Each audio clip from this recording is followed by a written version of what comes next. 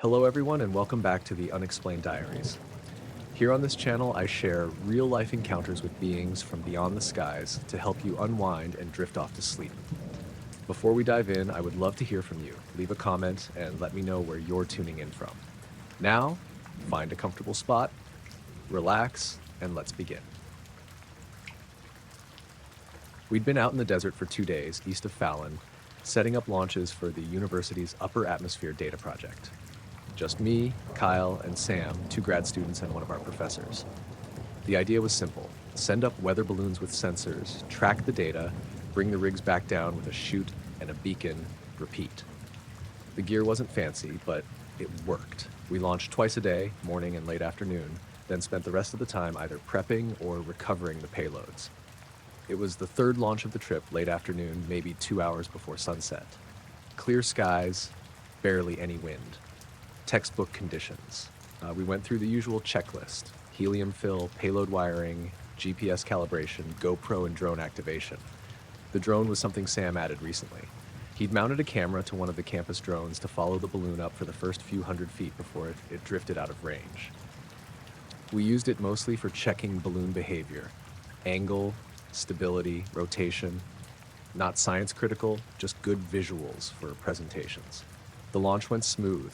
Balloon ascended without issue, tether line released, drone tracked it up to maybe 400 feet before signal cut.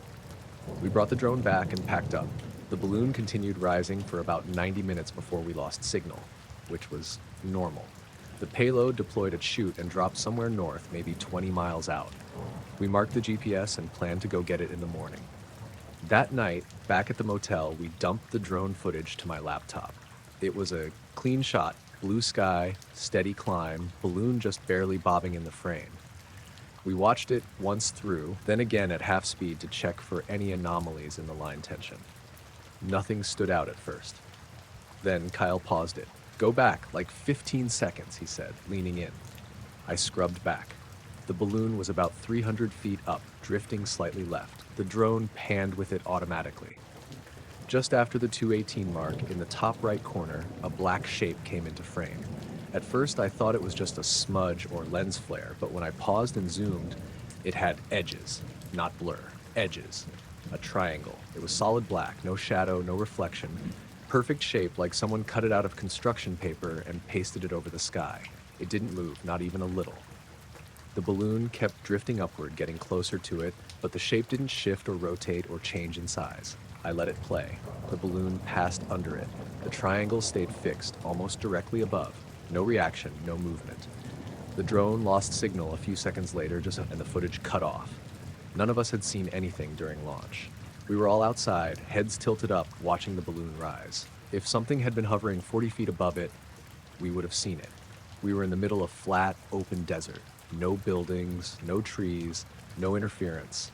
And yet, there it was, plain as day on the video. We watched that clip at least 20 times.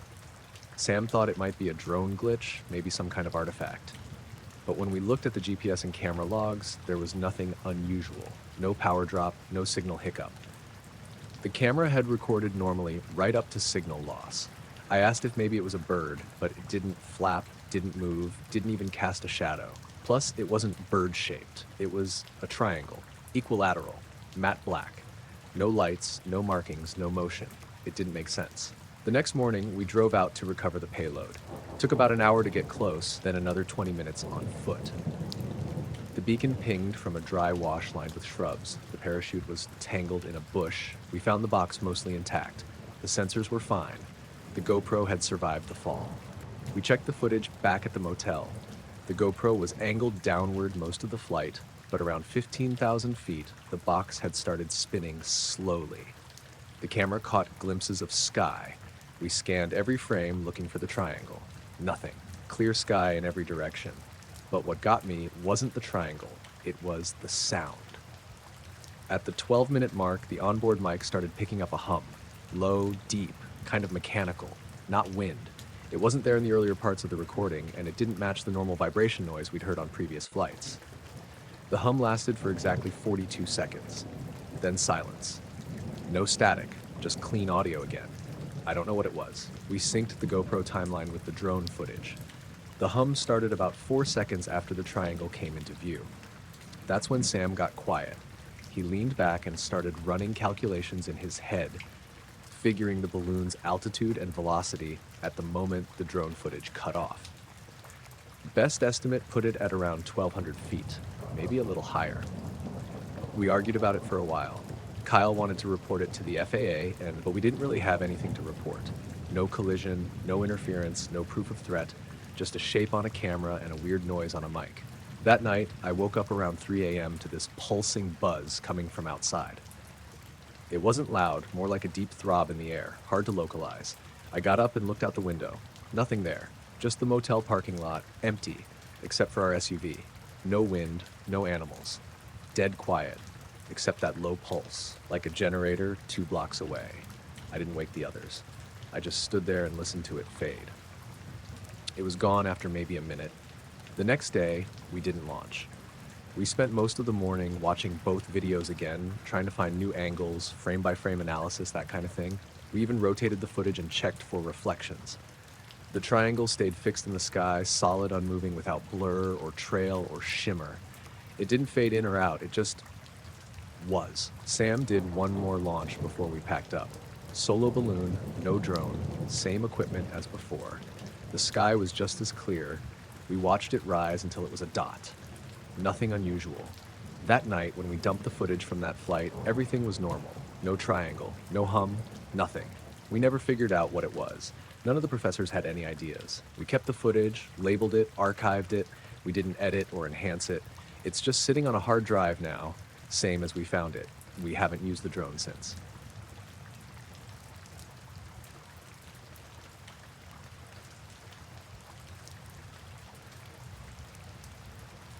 I was going through some trail camera footage one evening after my shift. It was routine, checking for signs of wildlife activity, tracking deer movements, stuff like that. The cameras were set up along a popular hiking trail in the national park where I worked as a ranger. Nothing out of the ordinary, usually. But this time, something caught my eye. The camera had taken a series of photos at night, around 2:30 a.m. I had seen footage from that area plenty of times before, mostly deer, raccoons, the occasional coyote. But this time the images didn't look right. 3 consecutive shots were completely black. No animals, no light, nothing visible at all, just pure blackness. At first I thought maybe the camera had malfunctioned or the memory card was damaged. I checked the timestamps. The first black photo was at 2:31:07 a.m., the second at 2:31:22, and the third at 2:31:37. So about 15 seconds apart, the same as usual, but all 3 were just solid black. That wasn't all. When I tried to play the audio recording that came with the photos, the sound file was corrupted. Every time it got to those moments, the audio filled with a series of loud, rhythmic clicks. Not like animal noises or static interference. These clicks were steady, almost like a pattern. I replayed the clip several times, trying to make sense of it. The clicks were consistent in a sequence. Click, click, click, click, click, click, repeated over and over for about a minute. It was so regular it didn't sound random at all. But there was no other sound mixed in, no wind, no footsteps, nothing else. I thought maybe something had tampered with the camera or the memory card, but there was no sign of physical damage. The camera was still firmly attached to the tree branch where we'd installed it a month earlier. The batteries were fine too. I decided to head out there the next morning to check the spot in person. The trail was quiet, early spring, not many visitors yet. When I got to the exact location, the tree the camera was on looked normal. No scratches, no marks, nothing that suggested interference. The area around it was undisturbed, no footprints or broken branches that would suggest someone had been messing with the equipment. I felt a little uneasy standing there. The woods were thick, but the morning sun was filtering through the trees, making everything look calm. Still, that blackness in the photos and those clicks stuck with me. Over the next few days, I reviewed footage from other cameras nearby, trying to find anything strange. Nothing. Every other photo and sound file looked normal. Animals moving about, wind rustling leaves, distant bird calls. No more black images or weird clicks. Then, about a week later, I was back in the office when I got a call from one of the other rangers. He told me there'd been some strange reports from hikers on that same trail late at night. People said they heard weird noises, rhythmic tapping or clicking sounds coming from deep in the woods. No one had seen anything, just the noises. I didn't want to tell him about the camera footage just yet. I wasn't sure if it was connected or if someone was pulling his leg, but the timing was too close to ignore. That night, I decided to hike the trail myself, starting around midnight. I brought a flashlight, extra batteries, and my radio.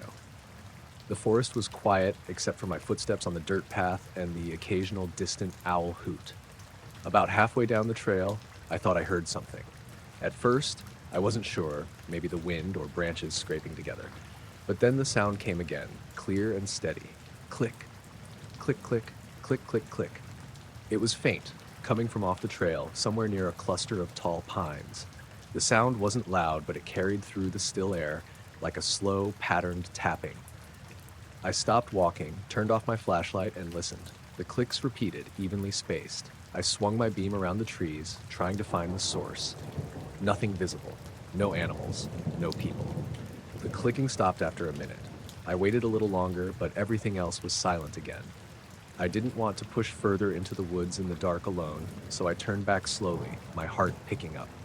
As I walked, I felt like I was being watched, but whenever I glanced over my shoulder, there was nothing.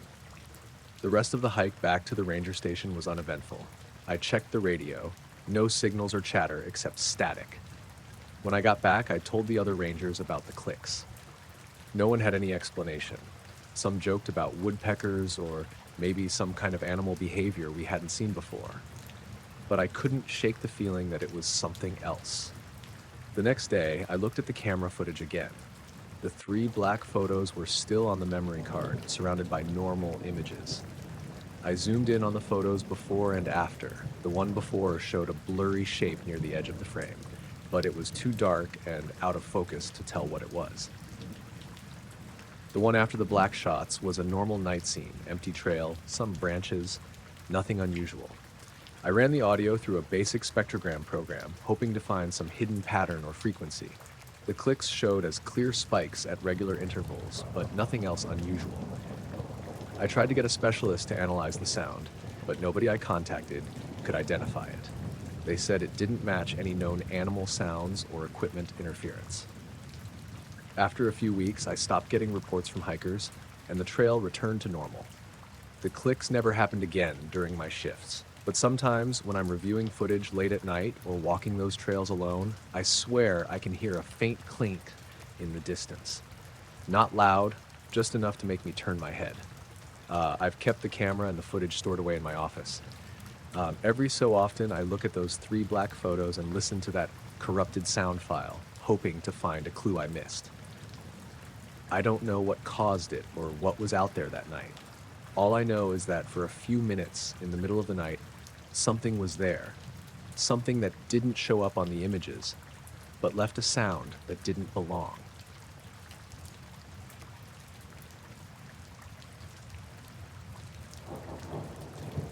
I was hiking alone one evening, trying to squeeze in a quick trip before dark.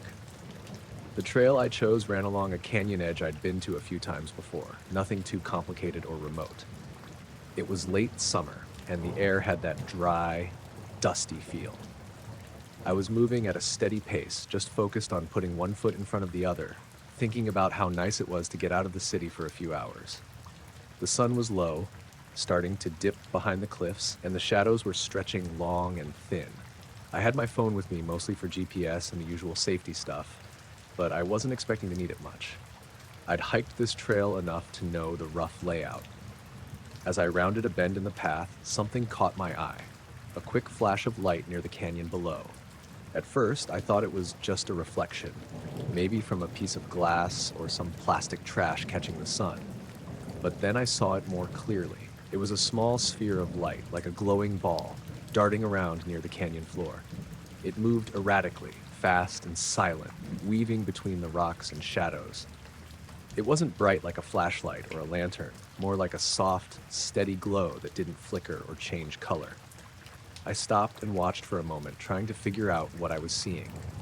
The sphere zipped down into the canyon, disappearing from view behind a ridge. My first thought was that maybe it was some kind of drone or remote light someone was using for night training or filming, but the way it moved didn't make sense. It wasn't mechanical or steady. It was too smooth, almost like it was alive. Without thinking much, I decided to follow it. I left the main trail and headed down a smaller path that wound toward the canyon floor. The light was gone by then, but I kept looking, scanning the rocks and bushes. I didn't hear anything unusual, no voices, no engines, just the occasional bird or rustle from small animals. I pulled out my phone to check my GPS and make sure I wasn't heading too far off track. The screen showed my location, but something was off. The map said I was standing about 5 miles from where I thought I was. I double-checked. My last known point was near the canyon rim trailhead, but now the GPS marker was well inside the canyon, on the other side from where I'd come down. I figured it was a glitch. GPS sometimes acts up in canyons or have heavy tree cover, so I waited a minute and checked again. Same reading. I stepped back a bit, tried to get a better signal, but the position stayed put, 5 miles away, deep in the canyon, where I wasn't. That was strange, but not impossible. Phones can mess up, especially around cliffs or heavy rock formations. I decided to keep going downhill, hoping to find a recognizable landmark or at least get back to the main trail.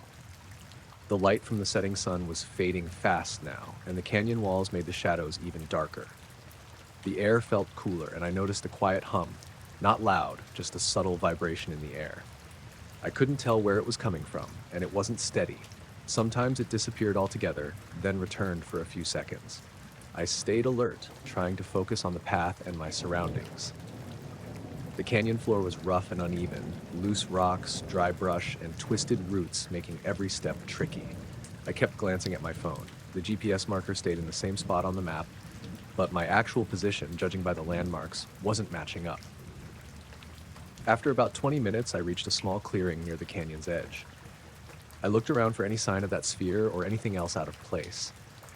Nothing. The hum was gone too. That's when I noticed something else. The air had this odd quality, like it was thicker or heavier than normal. Not like humidity or cold, just different. I couldn't explain it. I checked my phone again and saw the battery had dropped more than I expected. I was using it sparingly, mostly to check GPS and time, but it was draining fast. Then the screen flickered briefly, and the GPS signal went from strong to weak, then disappeared altogether. I was starting to feel uneasy. The canyon wasn't huge, but the way the GPS was acting made me think I might be in some kind of dead zone. I decided to turn back toward where I thought the trail should be, using landmarks and the sun as guides. The climb back was harder than I expected. The path wasn't well marked, and in the fading light it was easy to lose footing. I kept hearing the faint clicking sounds, like something tapping on rocks or sticks nearby, but when I looked, there was never anything there. At one point, I thought I saw movement out of the corner of my eye, a shadow slipping behind a boulder or a tree.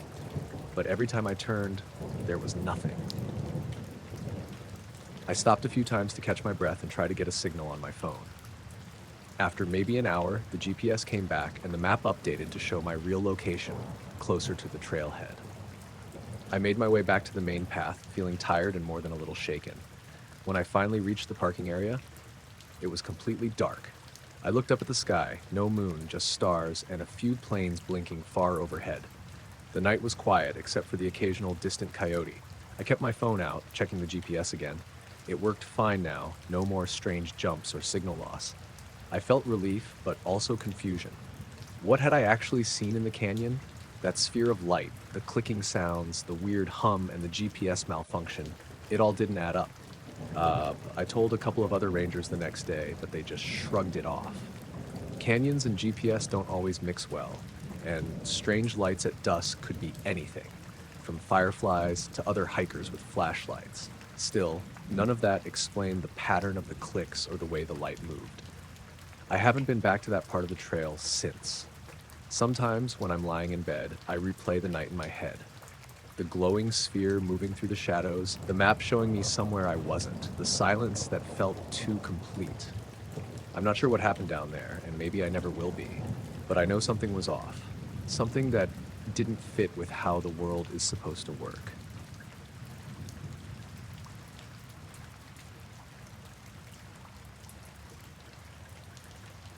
The storm came on fast that night. We were all sitting around in the living room, me, my wife, and our two kids, when the power cut out. 1 second, everything was fine, then the lights just blinked off. Total blackout. No streetlights, no neighbors' houses visible at first through the windows, just the sound of heavy rain and wind hammering against the siding. I grabbed my phone to use the flashlight app, but the battery was down to 10%. My wife lit a couple of candles while the kids huddled close, trying not to freak out. The rain was coming down so hard it drowned out pretty much everything else. Thunder cracked overhead like a drum. After a few minutes, I looked outside the front window to check the street. That's when I noticed something weird. Every house on the block was lit up, like bright lights glowing through every window, as if the power was still on for them. But not ours. Our house was pitch black except for the flickering candlelight inside. I blinked, thinking my eyes were playing tricks. I even stepped outside onto the porch, holding the phone's weak light in front of me. The street was soaked and shiny from the rain, and every other house had lights on. Living room lamps, porch lights, TVs maybe. Some kind of glow that showed people were inside. I saw movement in a couple of windows, silhouettes walking around. But our house was dead silent. No light coming from anywhere. I called out to my wife, who came to the door, looking puzzled too. We stood there together, watching the street, trying to figure out what was going on. Then I noticed it. Above the backyard, something was glowing softly. It wasn't lightning or anything like that. It was a steady, pulsing light that shifted colors from pale blue to a dull green, almost like it was breathing. I pointed it out, and my wife saw it too. The kids were staring from the kitchen window, wide-eyed. I went around to the back door, opened it, and stepped outside into the cold rain. The light hung maybe 30 feet above the treetops at the edge of our yard. The trees swayed in the wind, casting long shadows in the glow. The rain was heavy, but the light didn't seem affected by it. It stayed steady, pulsing like a heartbeat. I tried to call my parents, who live a few miles away, but no signal on my phone. No calls, no texts, nothing. The power was definitely out here. My wife grabbed a flashlight from the kitchen drawer and shone it toward the light, but it made no difference. The glow wasn't coming from any physical source I could see. No bulbs, no wires, nothing attached to the trees. I stepped further into the yard, feeling my way in the dark, trying to get closer, but the rain was soaking through my jacket and chilling me fast. The light seemed to pulse a little faster as I moved, almost like it was aware I was there. I told my wife to stay inside with the kids, but she followed me outside anyway. We stood together, looking up at the light and listening to the storm. After a few minutes, the pulsing slowed and dimmed, then suddenly vanished. The sky was just dark again. It was like it had been there 1 second, and then just gone. I looked back toward the street. The other houses' lights were still on, but when I turned around to go back inside, I noticed something else. Our house still had no power, but the clock on the microwave was flashing like it had just lost power and come back on. I went inside, flipped the kitchen light switch. Nothing. Checked the fuse box. All the breakers were fine. No signs of an outage inside, no sparking or anything weird. We sat back down in the living room with the candles, a little shaken. The kids were quiet, clearly uncomfortable, but too young to really know what to think. My wife and I exchanged glances, but said nothing out loud. A little later, when the rain let up, I looked outside again. The other houses' lights were still on, no sign they had any problem. The whole street seemed normal except for us. I checked my phone again.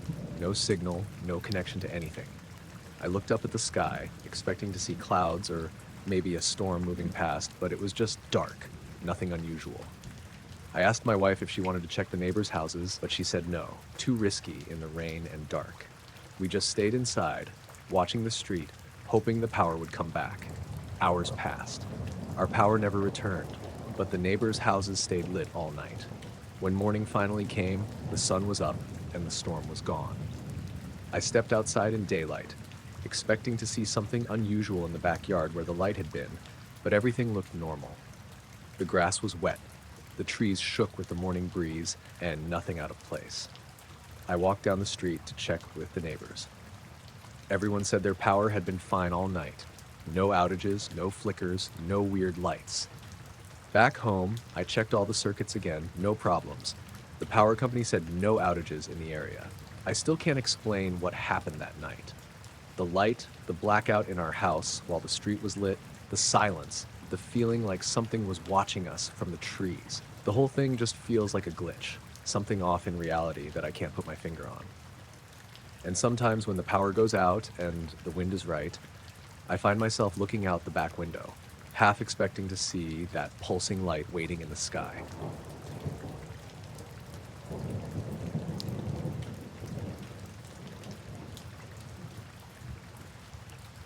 I was hiking this trail I've done a dozen times before, maybe more.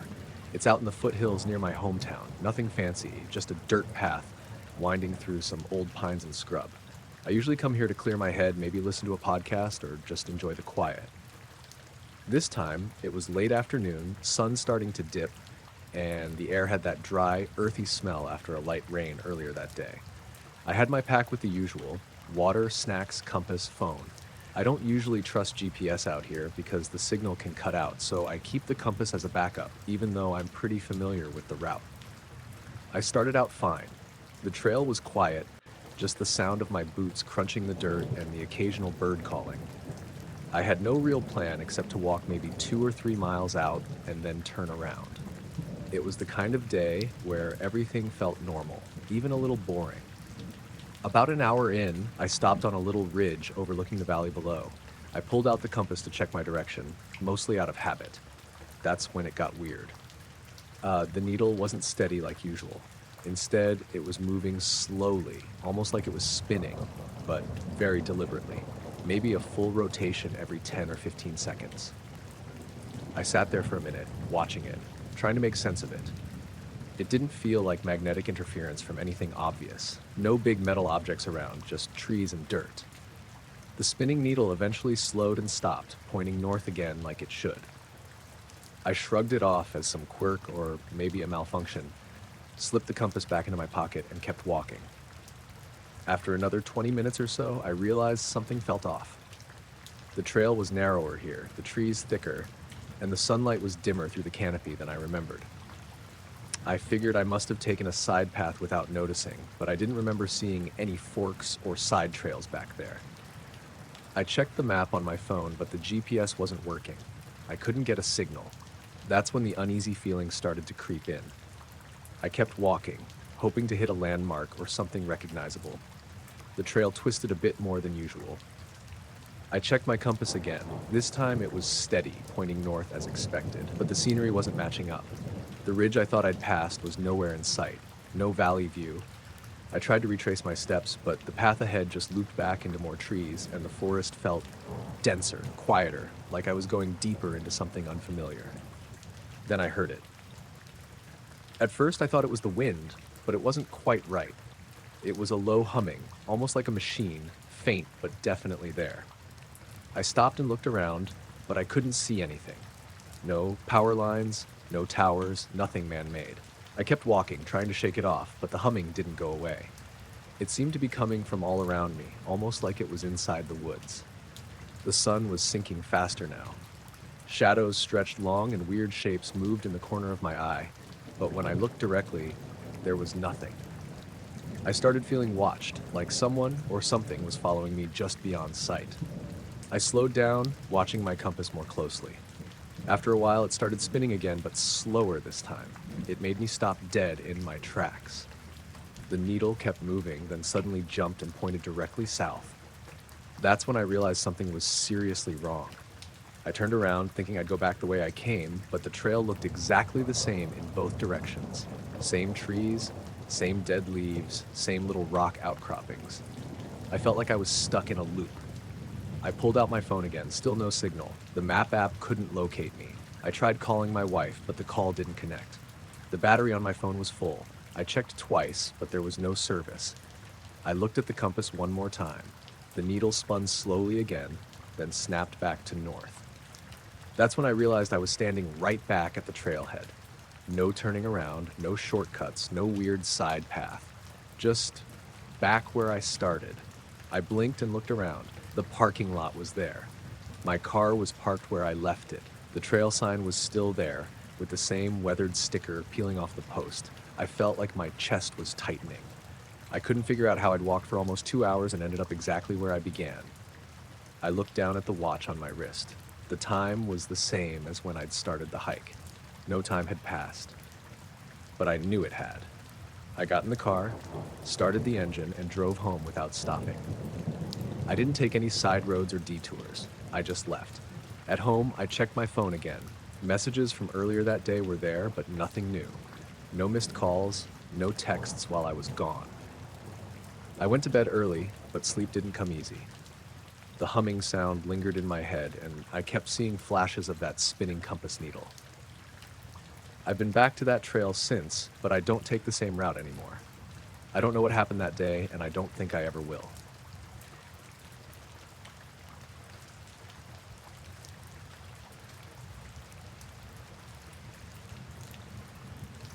I worked night security at a distribution warehouse outside of Cincinnati for about a year and a half. It was one of those third-party logistics places. Big metal building, lots of long rows of shelving, mostly auto parts and supplies. I worked the midnight to 8 a.m. shift, usually alone. There were maybe 2 or 3 drivers who'd show up early some mornings, but most nights I had the whole place to myself. Just me, the cameras, and a lot of walking in circles. It happened in October, cold but not freezing yet. I remember because I had on my lighter jacket, the one with the stitched security patch. That night was quiet. No deliveries, no early pickups. I did my usual check-ins, walked the perimeter twice, logged the dock door statuses, all routine. Sometime after 3 a.m., I was up in the office doing my camera sweep. The monitors were split across 16 feeds, covering the interior aisles, loading bays, parking lots, fence lines, and so on. Nothing unusual. I left the monitors running and went downstairs to do another round. I stepped outside through the east dock entrance to check the back fence. There's a big open lot out there, flat gravel and patchy weeds, and then a tree line about 50 yards out. No lights back there, just the glow from the wall-mounted flood above the dock. As soon as I stepped out, I noticed this white light overhead. At first I thought it was just a plane, but the longer I looked at it, the weirder it seemed. It was moving slow, I mean really slow, barely crawling across the sky. No blinking lights, no red or green markers, just solid white, round, and faintly pulsing. Not bright, not blinding, just steady like the moon behind clouds, except there were no clouds. It was dead quiet. That's what got me. There was no sound, not even distant jet noise. This thing was low too. I'd guess a few 100 feet above the roof, and it was big. I couldn't see the whole shape clearly, but the glow sort of outlined it from below. It wasn't a helicopter. I've seen helicopters plenty of times. This wasn't shaped like that, and it wasn't making any sound. It drifted over the warehouse, moving west, and then vanished past the building out of my line of sight. The whole thing maybe lasted 30 seconds. I stood there a while trying to listen, but everything was quiet. Just the hum from the building and a distant dog barking somewhere. I walked back inside and headed to the office to check the cameras. I figured if it passed over the building, at least one angle might have caught something. I scrolled back on the east lot feed. I watched myself step outside, look up, just like I remembered. Then the feed jumped. It was subtle, just a blip, like the time skipped ahead. I rewound and watched it again. From 3:46 to 3:7:19, the camera feed was missing. It jumped straight from one frame to the next, like nothing happened. Same position, same camera angle, but 3 minutes gone. I checked the others. Same thing. Every single camera feed across the property, interior, exterior, even the break room, had that same exact gap. 3 minutes and 13 seconds. Not corrupted, not frozen. Just missing. I didn't understand how that could happen. The system was hardwired, synced to a time server. Even if one camera glitched, they wouldn't all lose the exact same time block. I thought maybe there was a power flicker, but the lights never went out, and none of the other systems showed a reset. The logs didn't show any errors, no alerts, no reboots, nothing. I checked the door logs. Those use a different system, tied to the keycard reader. Those were fine, no gaps. I had swiped into the east dock at 3:13, just like I remembered, but there was no matching footage of that entry. At that point, I was starting to feel a little off. Not panicked, just wrong. The office felt weirdly quiet, like the kind of quiet you notice after power goes out, even when everything looks normal. I went back downstairs, walked through the main aisle. Everything looked fine, nothing moved, no smells, no lights flickering, but the air felt different, a little heavier. I know that sounds weird, but it reminded me of the moments before a storm hits, like static in your skin. I walked past the southern dock and noticed the roll-up door motor light was blinking. That only happens when someone interrupts the signal, like if the beam gets tripped. But the door was closed and no one else was in the building. I reset the motor and kept walking. Back in the break room, the clock on the microwave was flashing 12. That didn't make sense either. None of the other clocks had reset, just that one. The vending machine light was dimmer than usual. Little things, but they stood out because I was used to every inch of that building. I didn't go back outside. I stayed at the front desk and just watched the live feeds until sunrise. I kept thinking maybe the cameras would blip again, or maybe that light would come back. Nothing did. Just silence and those same static shots. The shift ended at 8. I logged my report, didn't mention the light, just noted a system glitch and flagged it for maintenance. I figured they'd look at the software, maybe find something wrong with the server. I didn't want to make a thing out of it. A week later, I asked the IT guy about it, just casually. He said they pulled the footage, but the system didn't log any errors. No crashes, no time drift, just 3 minutes of missing footage across every camera like it had never been recorded. They thought it was a firmware bug. I kept doing my shifts, but I started staying inside more. Every time I passed the east dock door, I'd glance up without meaning to. Never saw the light again. But twice in the weeks after, I noticed something else. Once around 2 a.m., once closer to 5. Both times I saw what looked like someone walking along the back fence line on the monitor. Just a shape, tall, thin, moving slowly. By the time I flipped to that camera full screen, they were gone. No motion alerts got triggered. When I rewound the footage, the figure wasn't there, just me watching it in real time. I started sleeping less during the day, kept thinking about that light, how it moved without sound, how it didn't cast any shadows, didn't blink, didn't register on the audio, and how everything just skipped. Eventually I left that job and took a daytime gig at a different facility. I still think about that night sometimes. Not what I saw, but what I didn't see, what the cameras didn't record.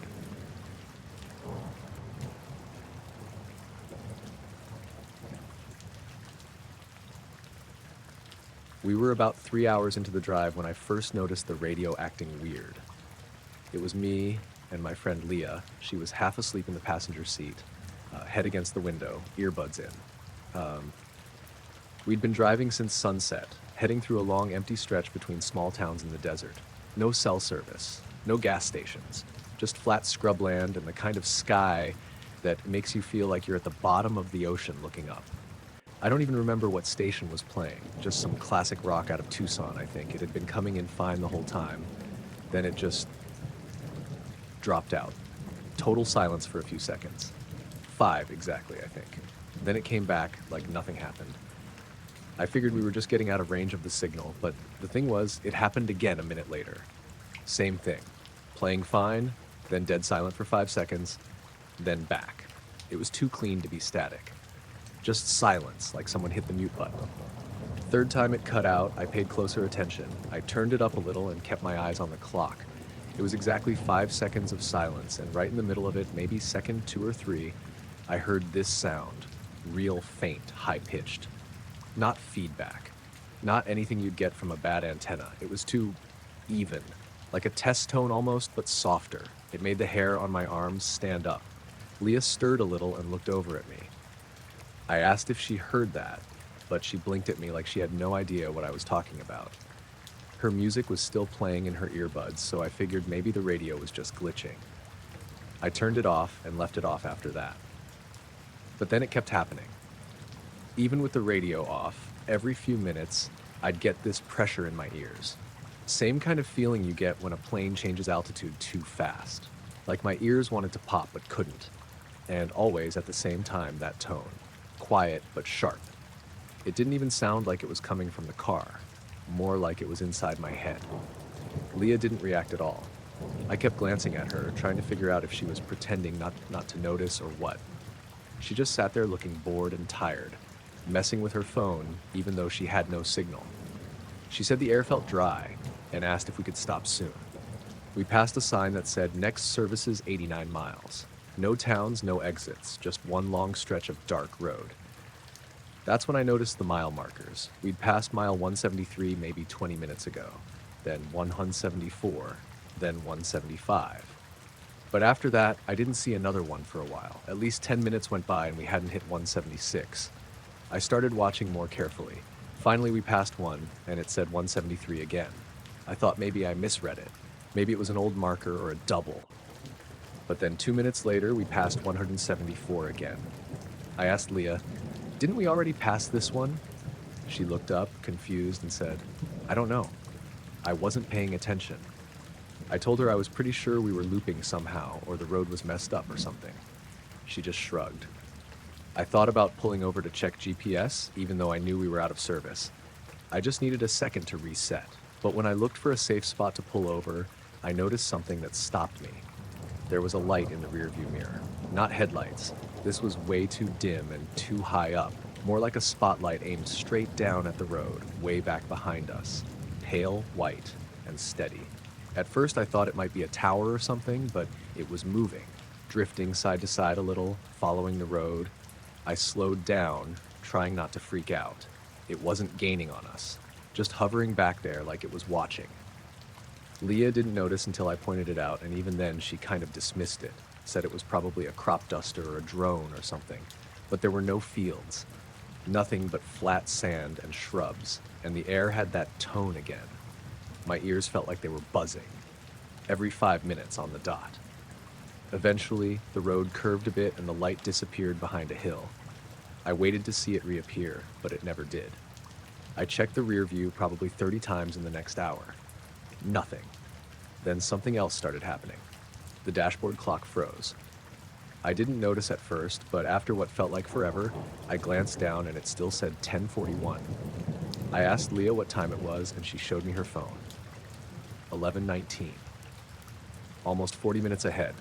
I tapped the dash, turned the car off and back on at the next turnout, but the clock stayed stuck until the next morning. Then it reset itself without me doing anything. We kept driving. The road felt longer than it should have. We never hit any other cars. Not one. No oncoming headlights, no taillights ahead, just us. The last weird thing, and I still don't understand this part, was when we finally did reach a gas station. It was small and beat up, middle of nowhere, but open. I pulled in, got out, stretched my legs. Inside the store, I asked the guy behind the counter how far we were from the last town. He looked at me like he didn't understand the question. I repeated it, said we'd been driving a long stretch without service. He said, "Only about 20 minutes back that way," and pointed behind us. I said, "No, we've been driving for over 4 hours straight." He gave me this weird look and said, "Ma'am, you came from the west, right? There's nothing out east for another 2 hours." We both just stood there for a second. I told him we came from the east. He looked out the window at the car and didn't say anything else. Just kind of nodded slowly and rang me up. When I got back in the car, I didn't say anything to Leah. She didn't mention anything weird, just asked if I could drive the last stretch home because she was exhausted. I nodded and didn't say much the rest of the way. I've driven that road a couple times since, and none of that stuff has happened again. Radio works fine. Mile markers make sense. No lights in the sky. No weird tones. I've even looked at satellite maps to try and figure out where we were exactly, but it all looks normal. Still don't really know what happened.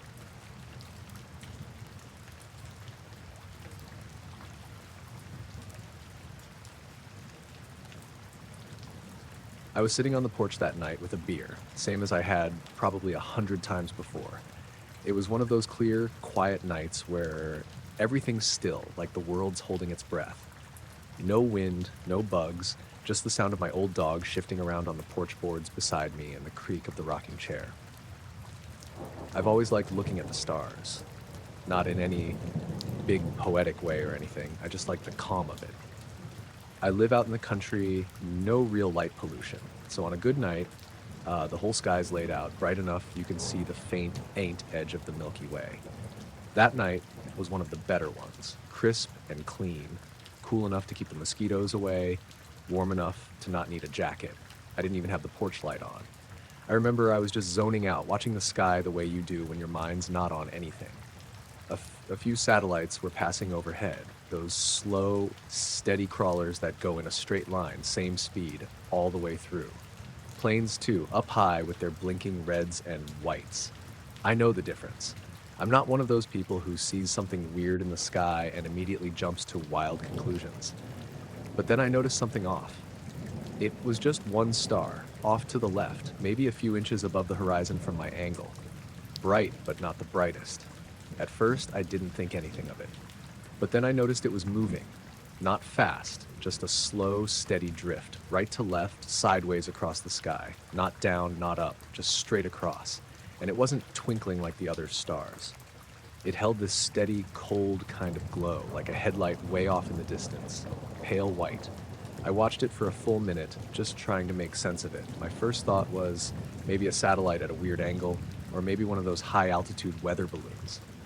But it wasn't shaped like anything. No outline, no color shift, no blinking, just that little white dot sliding sideways where nothing should have been moving like that. Then it stopped. It didn't slow to a stop. It just stopped. Midair, like a cursor on a screen. It hovered there for maybe 10 seconds, and then it blinked out. Not faded, blinked, gone. Like someone hit a switch or deleted it. I actually rubbed my eyes, thinking maybe I was just tired or not seeing things right. I scanned the area around where it had been, but there was nothing. Just black sky and stars still twinkling like normal. No cloud cover, no light flashes, no sound. I waited a few minutes, but it didn't come back. It wasn't until I stood up and stretched that I realized how quiet it had gotten. The dog wasn't moving anymore. He was sitting straight up, ears forward, staring out into the dark field past the fence. I called his name, but he didn't look at me. Just stayed locked in, like he was watching something I couldn't see. I didn't see anything out there at first, just the tall grass swaying a little. But when I looked harder, I realized the grass wasn't moving the same way it had been earlier. It wasn't blowing in the wind, it was shifting like something was moving through it. Low to the ground. I couldn't hear footsteps or rustling, just this very faint, swaying pattern that looked like it was being disturbed from underneath. I grabbed the flashlight from the table by the door and clicked it on. The beam didn't reach far, but enough to light up the first 20 feet of the yard. The grass looked normal under the beam, but when I moved it toward the fence, I thought I saw something duck down. Something quick, like a head or shoulder dropping low. The dog finally barked once, loud and sharp, then went quiet again. I kept the flashlight pointed toward where I'd seen the movement, but nothing came up. No animals, no person, nothing. I stood there for maybe 10 minutes, just watching. The weirdest part was how wrong everything felt. Not scary, exactly, just off. Like the timing of the world was a little broken. I didn't even notice at first that the air had this low buzzing sound to it. Not like an engine, more like a phone vibrating on a table. Real low, barely there, but once I heard it, I couldn't unhear it. Eventually the dog relaxed. He laid back down like nothing happened. I turned off the flashlight and sat again, but I didn't drink the rest of the beer, just held it, watching the stars. That light never came back. I figured that'd be the end of it, but the next night I went back out to the porch again, mostly just curious if I'd see it happen again. Same setup, same time, same clear sky. I stared at the same spot where the thing had blinked out, but there was nothing unusual. After maybe an hour, I gave up and headed back inside. But right as I shut the door, I heard a sound. Not loud, more like something brushing up against the house from the outside. A kind of soft scraping, like a branch dragging across the siding. I waited, listening. It came again, this time closer to the kitchen window. I went to the window, but kept the lights off. Pulled the curtain back just a little and peeked out. Nothing. I opened the door real slow and stepped out onto the porch again. The dog came with me, tail down, ears back. He didn't bark this time, just stayed right by my side, staring off toward the back of the house. I walked around, flashlight in hand, sweeping the beam across the wall and down to the grass. Still nothing. No animal tracks, no broken branches, no wind. But when I came around the far side of the house, something made me stop. There was a spot on the lawn where the grass was flattened, just a perfect circle, maybe 4 feet across. Not burnt, not discolored, just pressed down like something heavy had settled there. I touched the ground with my hand. The soil wasn't wet, but it felt cold, way colder than the air around it. I backed away, shining the flashlight around, but still, nothing. That night, I didn't sleep much. Every sound outside kept me on edge. I kept thinking about that star blinking out, the grass, the movement near the fence, the buzzing. None of it added up. For the next week or so, I didn't sit on the porch. Just didn't feel right.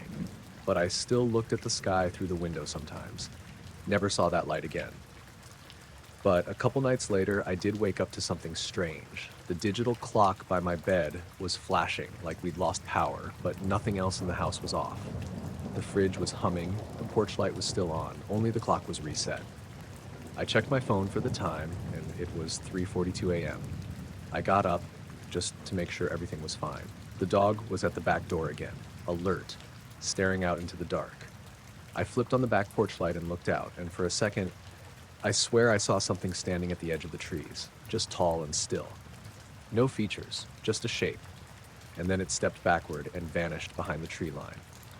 I stood there for a long time before going back to bed. I didn't sleep after that. I haven't told many people about it. A couple friends, maybe. No one really knows what to say. And I don't know what to say either. It wasn't a dream. I wasn't drinking that much. It just happened. And I've been watching the sky a lot more since.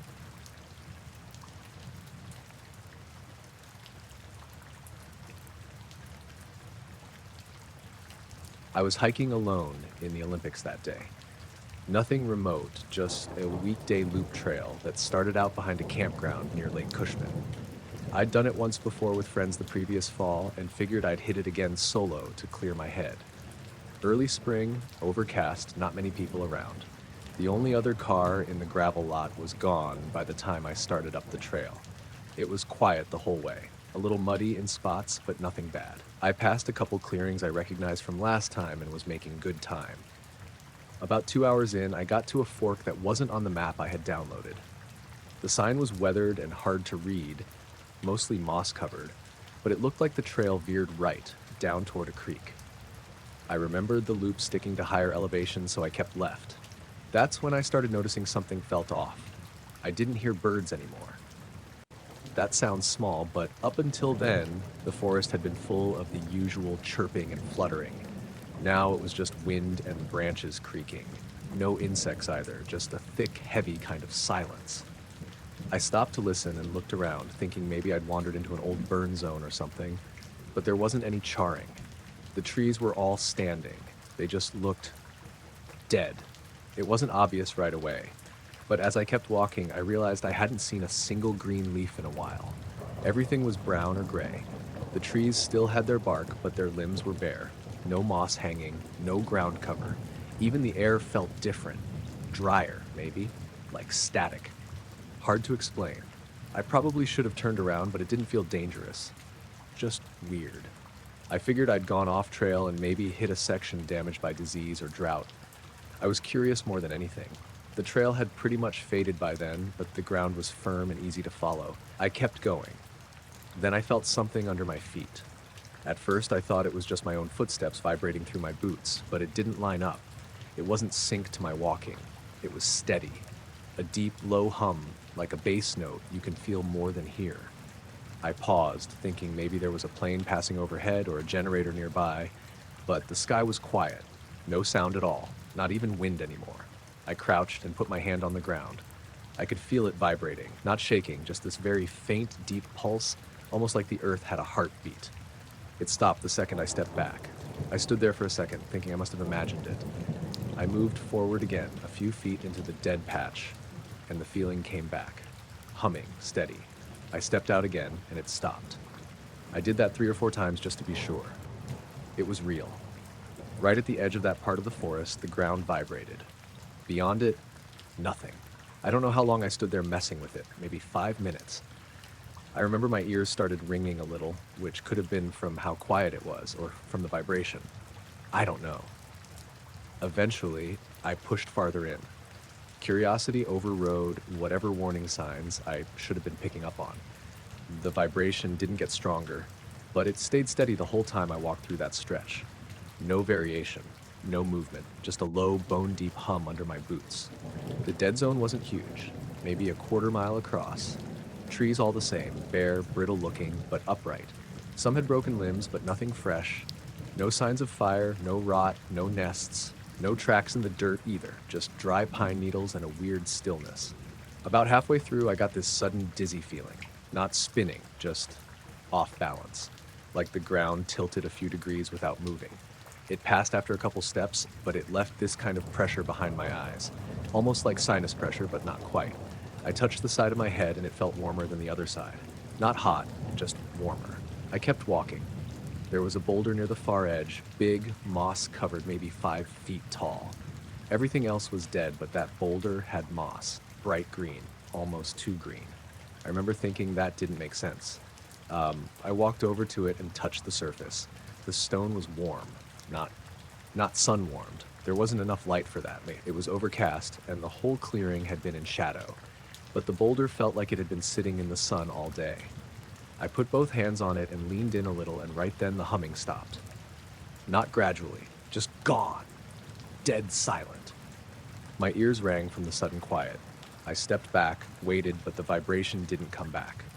I moved around the boulder, thinking maybe I'd triggered something. Nothing.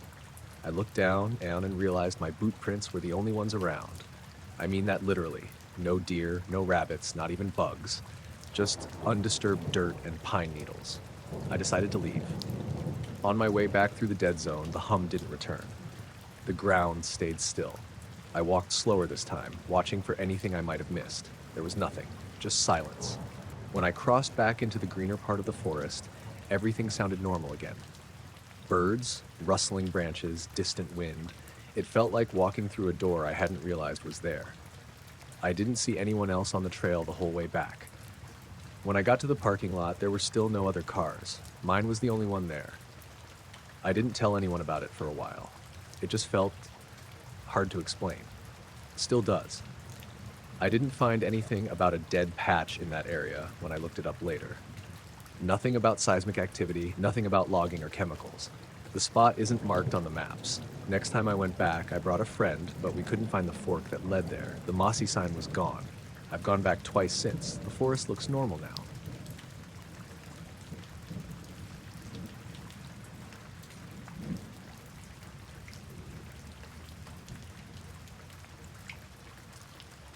It was late September when I went out to Brush Hollow.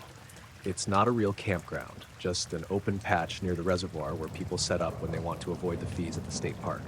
No services, no rangers, just woods, water, and space. I was on my own. I've done plenty of solo trips, and this wasn't my first time at Brush Hollow. I usually camp closer to the tree line, but that weekend I set up near the shore. There were maybe 2 other groups I saw when I pulled in, one RV farther down by the gravel access road, and a couple with dogs, maybe a quarter mile up the hill. I like it quiet.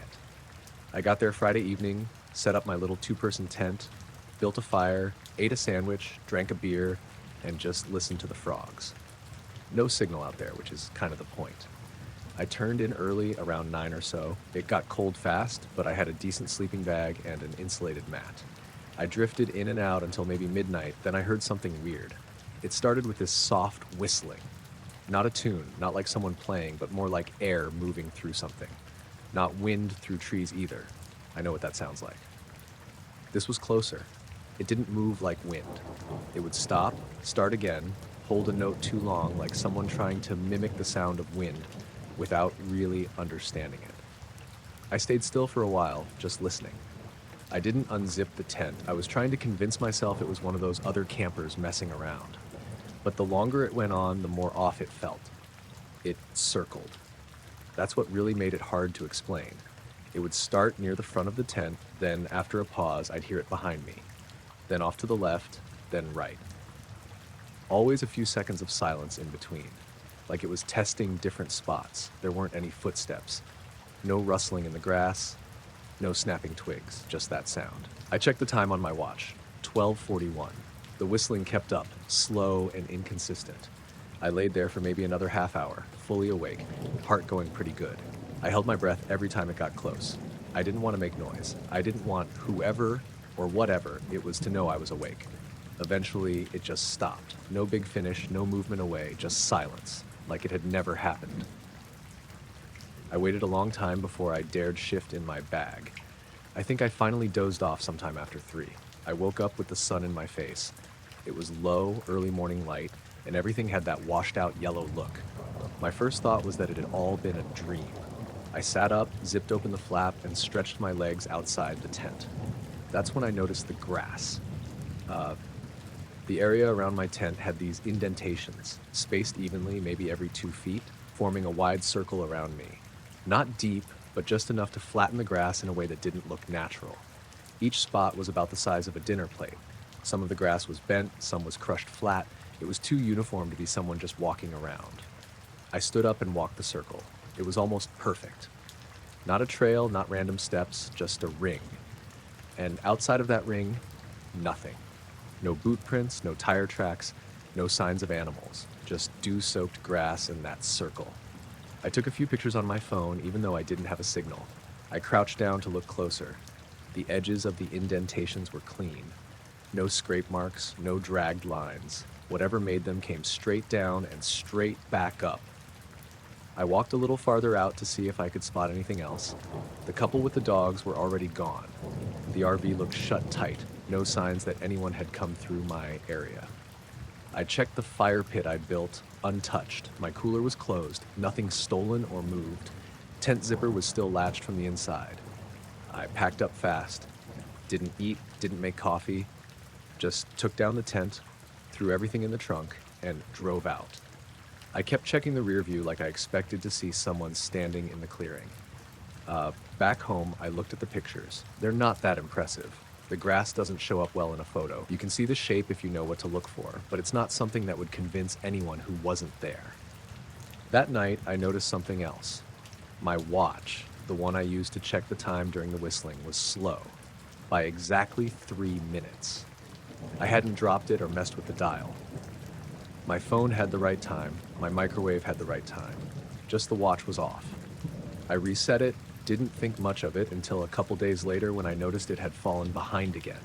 Not by much, maybe 20 seconds this time. I ended up just leaving it on my dresser.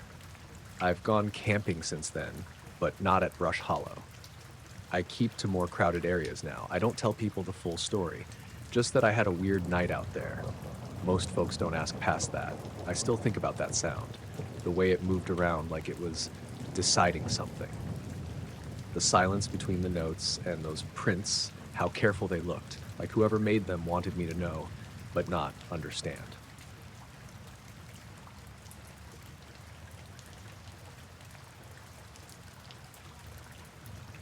It was a Friday night in late August, around 11:30. I was 16. I'd just gotten a used DSLR from my uncle, and I was messing around with night time-lapse stuff for the first time. I'd seen videos online of the Milky Way moving across the sky, stars streaking by, that kind of thing. I wanted to try it myself. We lived out on the edge of town, just a few houses past where the sidewalk ends. No streetlights, which was good for stargazing. Our backyard faced a field with a few trees, and beyond that, just open sky. I set the camera up on a tripod, pointed it north-northeast, and locked in the settings. Wide-angle lens, 30-second exposures, 1 frame every 15 seconds, meant to run for a couple hours. I checked focus on a bright star and hit go. I left the camera out there and went inside. Sat in the kitchen with the back door open, scrolled on my phone, listened to the crickets. Every 20 minutes or so, I'd go check the camera, make sure the lens wasn't fogging, battery still going, etc. All normal. At around 1 a.m., I stopped the sequence. I'd gotten maybe 300 frames. I packed it up, brought it in, and dumped everything onto my laptop. It was too late to go through it properly, but I scrolled through a few frames and the stars looked steady. I figured I'd stack and render the video the next day. Around noon Saturday, I sat down to look through it all. First couple hundred frames were nothing interesting. Stars moved slowly across the sky, trees stayed still, a car went by on the far road, faint light trailed.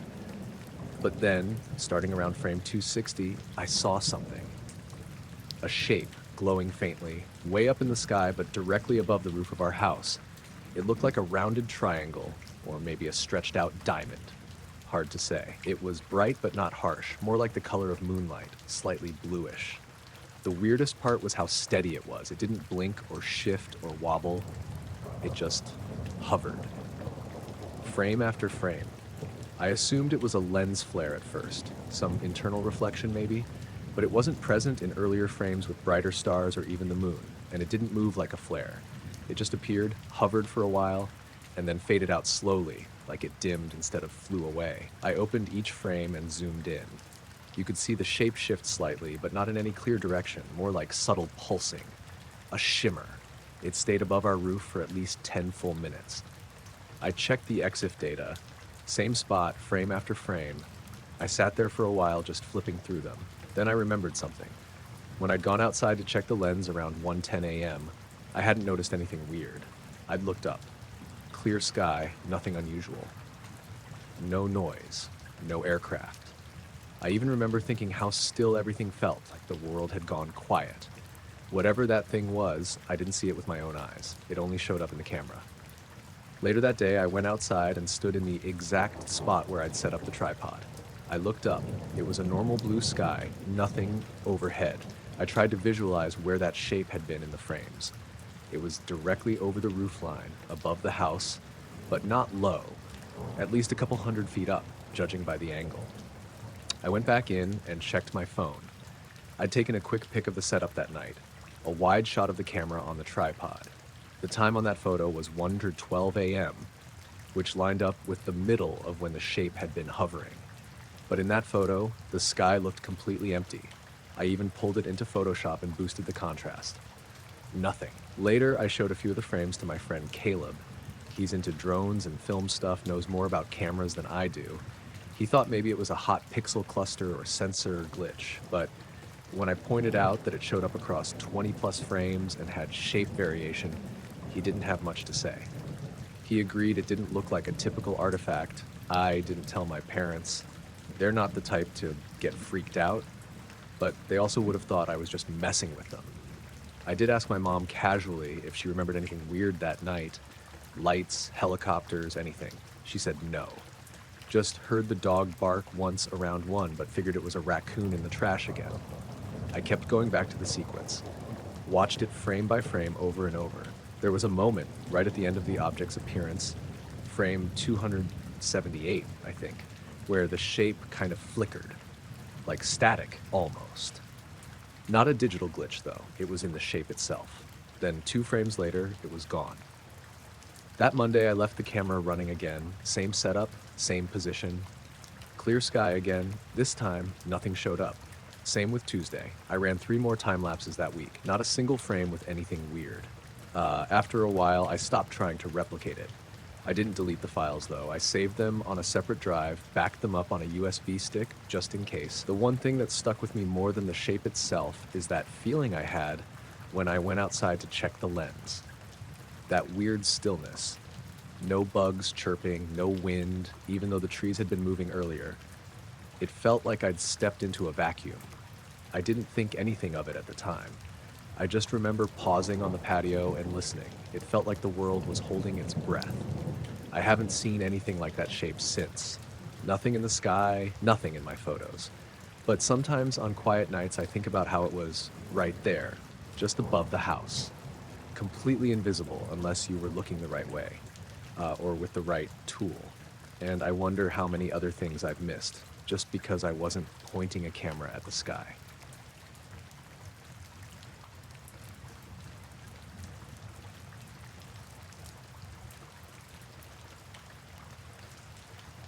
I woke up because my dog Max started growling.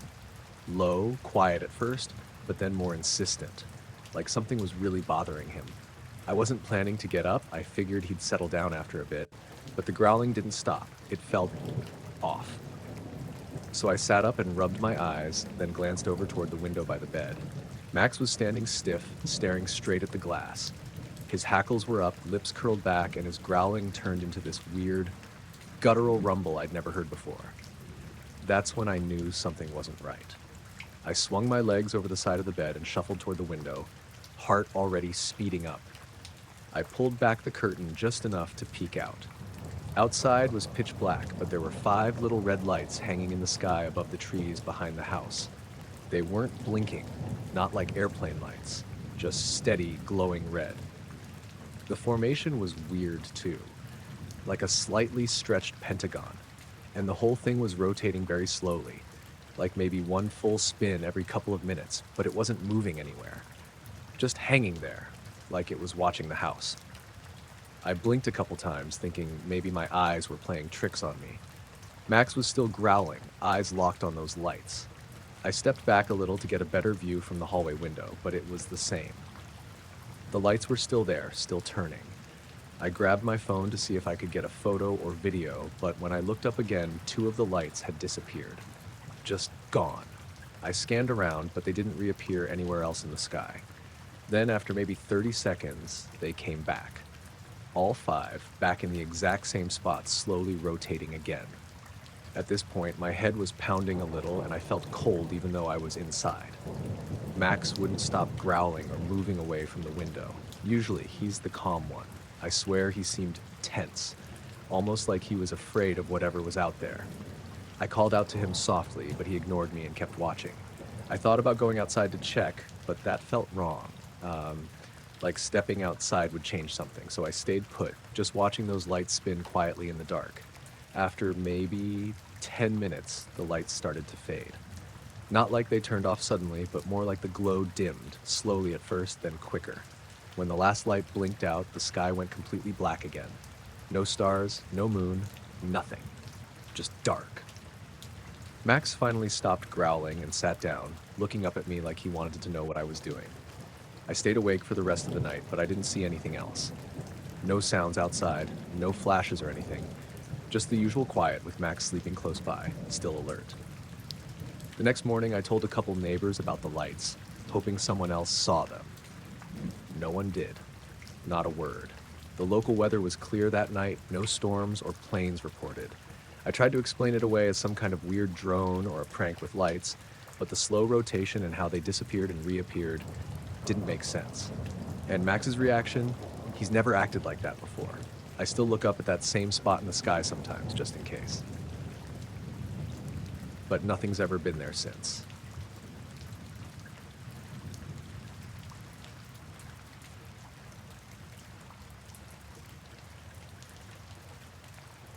I was out on the lake before dawn, just like I do most mornings.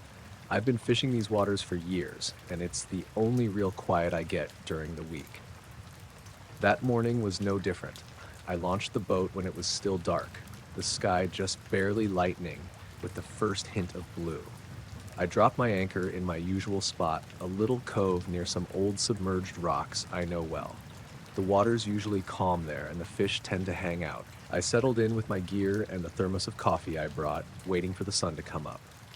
The lake was still, no wind, just the occasional splash from a fish jumping. I had my radio on low, just for background noise, but mostly I was alone with the water and the sky. After maybe half an hour, I started hearing it.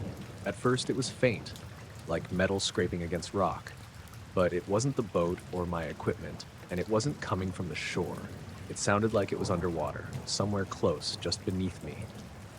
The scraping was slow and steady, like something dragging or winding itself along the lake bed.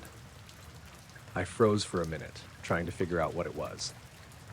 The sound didn't match any of the usual lake noises I'm familiar with. No fish, no boats, no debris. It was almost mechanical, but softer, like something moving carefully and deliberately. I looked around, but the lake was still calm on the surface, no ripples or bubbles to give away what was under the water. The sky was just getting light now, and the trees on the shore looked like dark shapes in the morning mist. After a few minutes, the scraping stopped, like whoever or whatever was making it suddenly decided to be quiet. I decided to haul up the anchor and move the boat a bit, just to shake off the weird feeling. When I pulled on the rope, it felt different, tighter than usual, heavier. That's when I noticed the rope was frayed.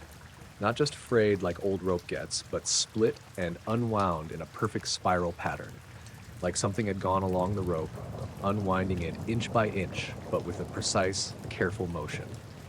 It looked almost too neat to be from wear and tear or from a snag on the rocks. I ran my hand along the spiral frays, trying to see if anything was stuck or caught, but there was nothing. No bite marks from fish or animals, just this perfectly smooth unwinding. I checked the anchor itself, no damage, no rust or anything. It looked normal, but the rope definitely looked different. The spiral fraying wasn't something I'd ever seen before, not on any of my gear or anyone else's. I sat there for a while, staring at the rope, feeling this weird mix of curiosity and unease. The scraping sound was gone, but the memory of it hung in the air. I told myself it was probably some weird snag underwater, maybe an old cable, or a piece of metal caught on the rocks that rubbed against the rope. Still, I couldn't shake the feeling that something had been down there, doing something, and I just didn't see it. I pulled the rope up the rest of the way and started the motor to head back. The sun was coming up now, the mist fading. The lake looked peaceful again, like nothing had happened. On the ride back to shore, I kept looking over the water, half expecting to see something beneath the surface, a shadow, a shape, anything out of the ordinary. But there was nothing, just the usual early morning quiet. When I got home, I checked the rope again under better light. The spiral pattern was still there, perfect and smooth. It didn't make sense. I've worked with rope enough to know that kind of damage isn't from normal use or animals. It was deliberate, but I couldn't imagine what would do that underwater without me seeing anything. That day, I tried to put it out of my mind and go about my usual routine, but every time I passed by the fishing gear or looked out at the lake, that scraping sound came back in my head, like it was still there, just beneath the surface, waiting. I haven't gone back out to that spot since. The rope's still sitting in my garage, and I keep running my fingers along those spiral frays, wondering what made them.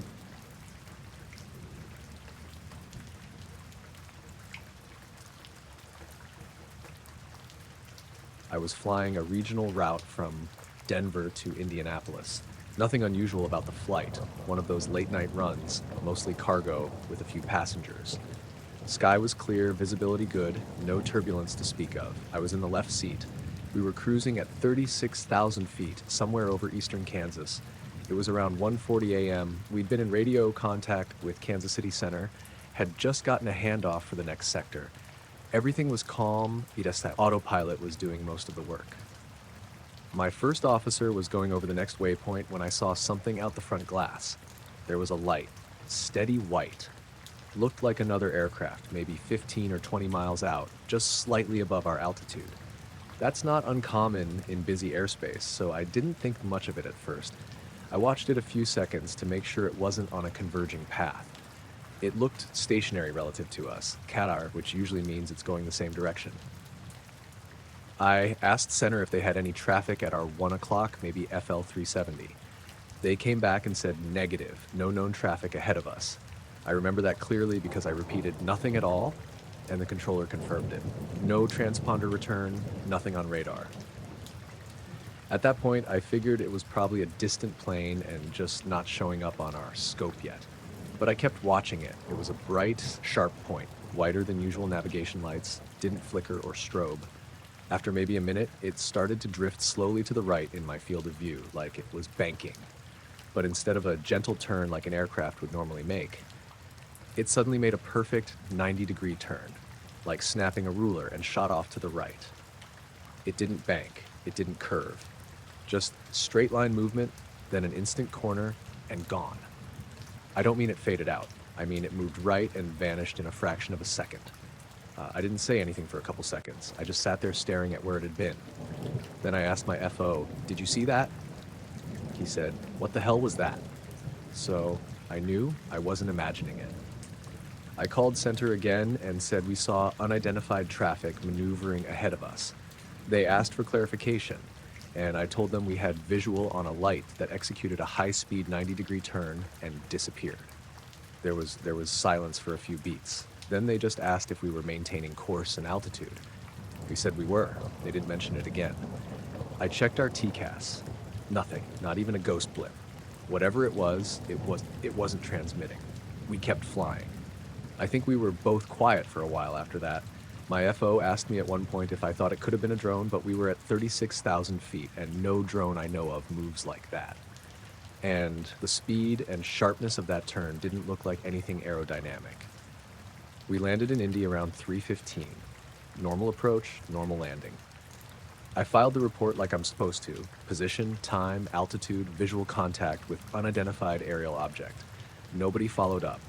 A few days later, I asked a friend of mine who works ATC if they had heard anything about it. He hadn't, but he checked the logs and confirmed there was nothing on radar in our area at that time. Just us. One thing still sticks with me. After we landed, I checked our flight path logs. The onboard systems record everything, even outside air temps and fuel pressure fluctuations. The timestamp from when we saw the light, around 0142, was totally clean. But right before that, for about 6 seconds, our ADSB position data didn't update. Just a small freeze. It resumed like nothing happened. Could have been a glitch. Could have been nothing. But I've flown that route dozens of times. Nothing like that has ever happened before or since. I don't know what we saw. I just know we both saw it. It moved in a way that shouldn't be possible, and it wasn't showing up on radar. That's all I can say.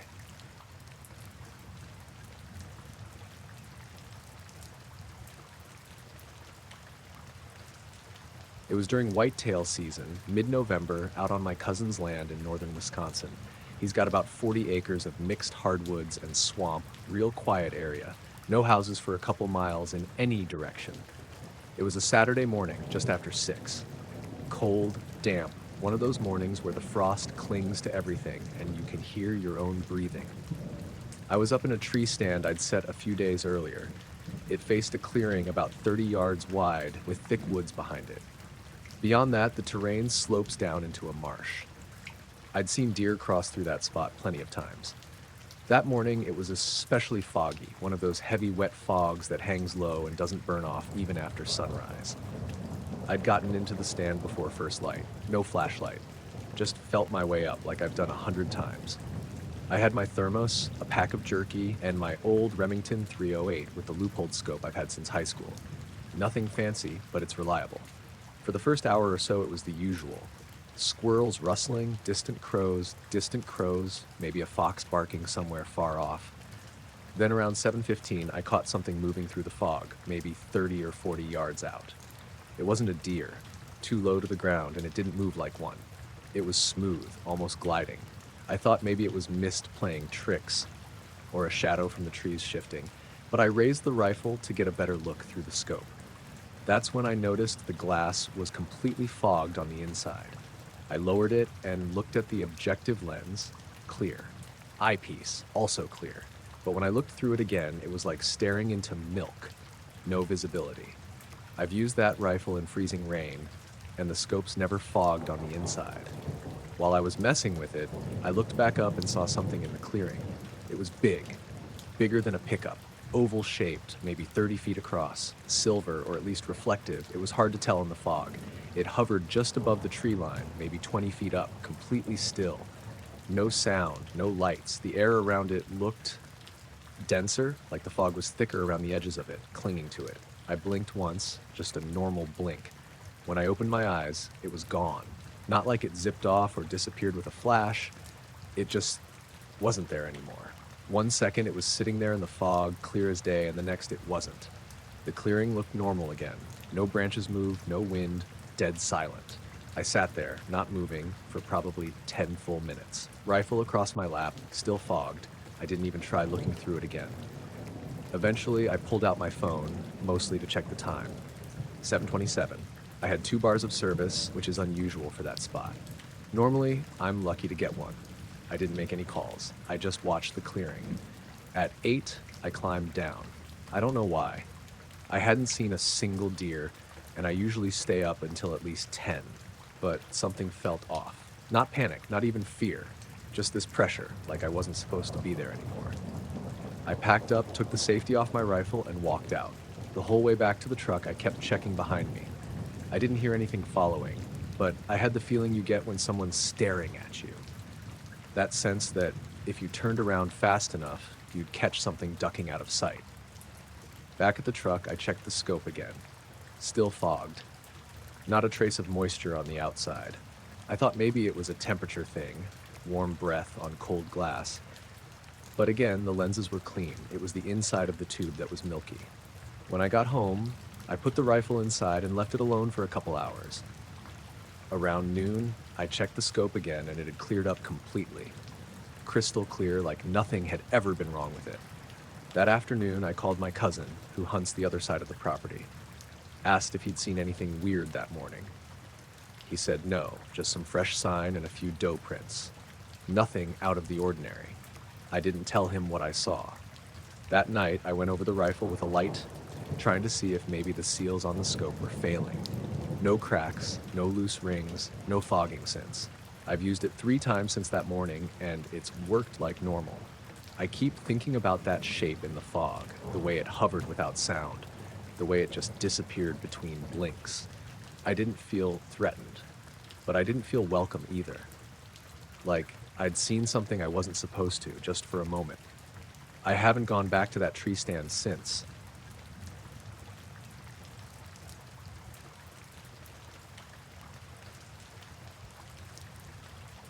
My wife and I had been planning a quiet night out for a while, just to get away from the city lights and catch some stars. We live on the edge of town, but there's still enough light pollution that the night sky doesn't look like anything special from our backyard. So we drove out to this little clearing in a state park a few miles away. It's a spot we'd been to before, nothing fancy, just a field surrounded by trees with a pretty clear view straight up. We got there just after sunset, brought a blanket and some snacks and my old pair of binoculars, which I like to use for stargazing. We spread out the blanket and lay back, just looking up at the stars coming out one by one. At first, it was the usual stuff, the usual slow twinkling of stars, a few planes crossing the sky with blinking lights, a satellite drifting by, the occasional distant sound of a car on the park road, the kind of quiet night that feels like it's been the same forever. After maybe 20 minutes, my wife pointed to a cluster of 3 lights close together. At first, I thought it was just stars, or maybe a group of planes flying in formation. But then the way those lights moved caught my attention. They weren't moving like airplanes. They were weaving. Like weaving between each other, shifting positions in ways that didn't make sense for anything mechanical or human controlled. They were too fast to follow properly with the naked eye, so I grabbed the binoculars and tried to track them. Through the binoculars, the 3 lights looked like small points, but they moved quickly in a pattern that was almost playful. They'd dart off in different directions, then circle back, crossing paths in tight loops. It was weird enough that my wife and I just kept staring, trying to figure out what we were looking at. Then, for a moment, one of the lights just vanished. I blinked and suddenly it was right back, but this time it was like it blinked right at us, like a quick pulse of brightness, almost like a signal. It was subtle, not like a bright flash, but enough that we noticed. I pointed it out, but my wife saw it too, and we both froze for a second, just watching. The whole time, the 3 lights kept moving, weaving through the sky, sometimes lining up, sometimes spreading apart, and then regrouping. The pattern wasn't random. It felt deliberate, like they were communicating or doing something we weren't meant to understand. After maybe 10 minutes of watching, I started feeling off. Not scared exactly, but like something wasn't right. Like we were being watched back. I looked around the clearing, but there was nothing there. Just the trees and the quiet. The usual night sounds were gone too. The cars on the road stopped, the wind died down, and even the crickets went silent. It was like the world had paused except for those 3 lights and us. We didn't say much. I kept the binoculars on them, trying to keep up, but they kept moving faster and faster until they suddenly disappeared from view altogether. No flash or noise, just gone. The silence after that was heavy. My wife suggested we pack up and head back, which felt like the right call. On the drive home, the radio was static on every station. No music, no voices, just crackling. My phone lost signal completely, no bars at all, even though we were on a highway that usually had good reception. I checked the time on the dashboard clock. It felt like maybe an hour had passed, but when we got home and checked the clocks inside, it was almost 2 hours later than when we left. We didn't talk about it much after that night. I keep wondering if we saw something normal and my brain just made it weird. But those lights, how they moved, and that blink, it wasn't anything I can explain. Every now and then when I look up at the sky, I think about that night and those three lights weaving through the stars.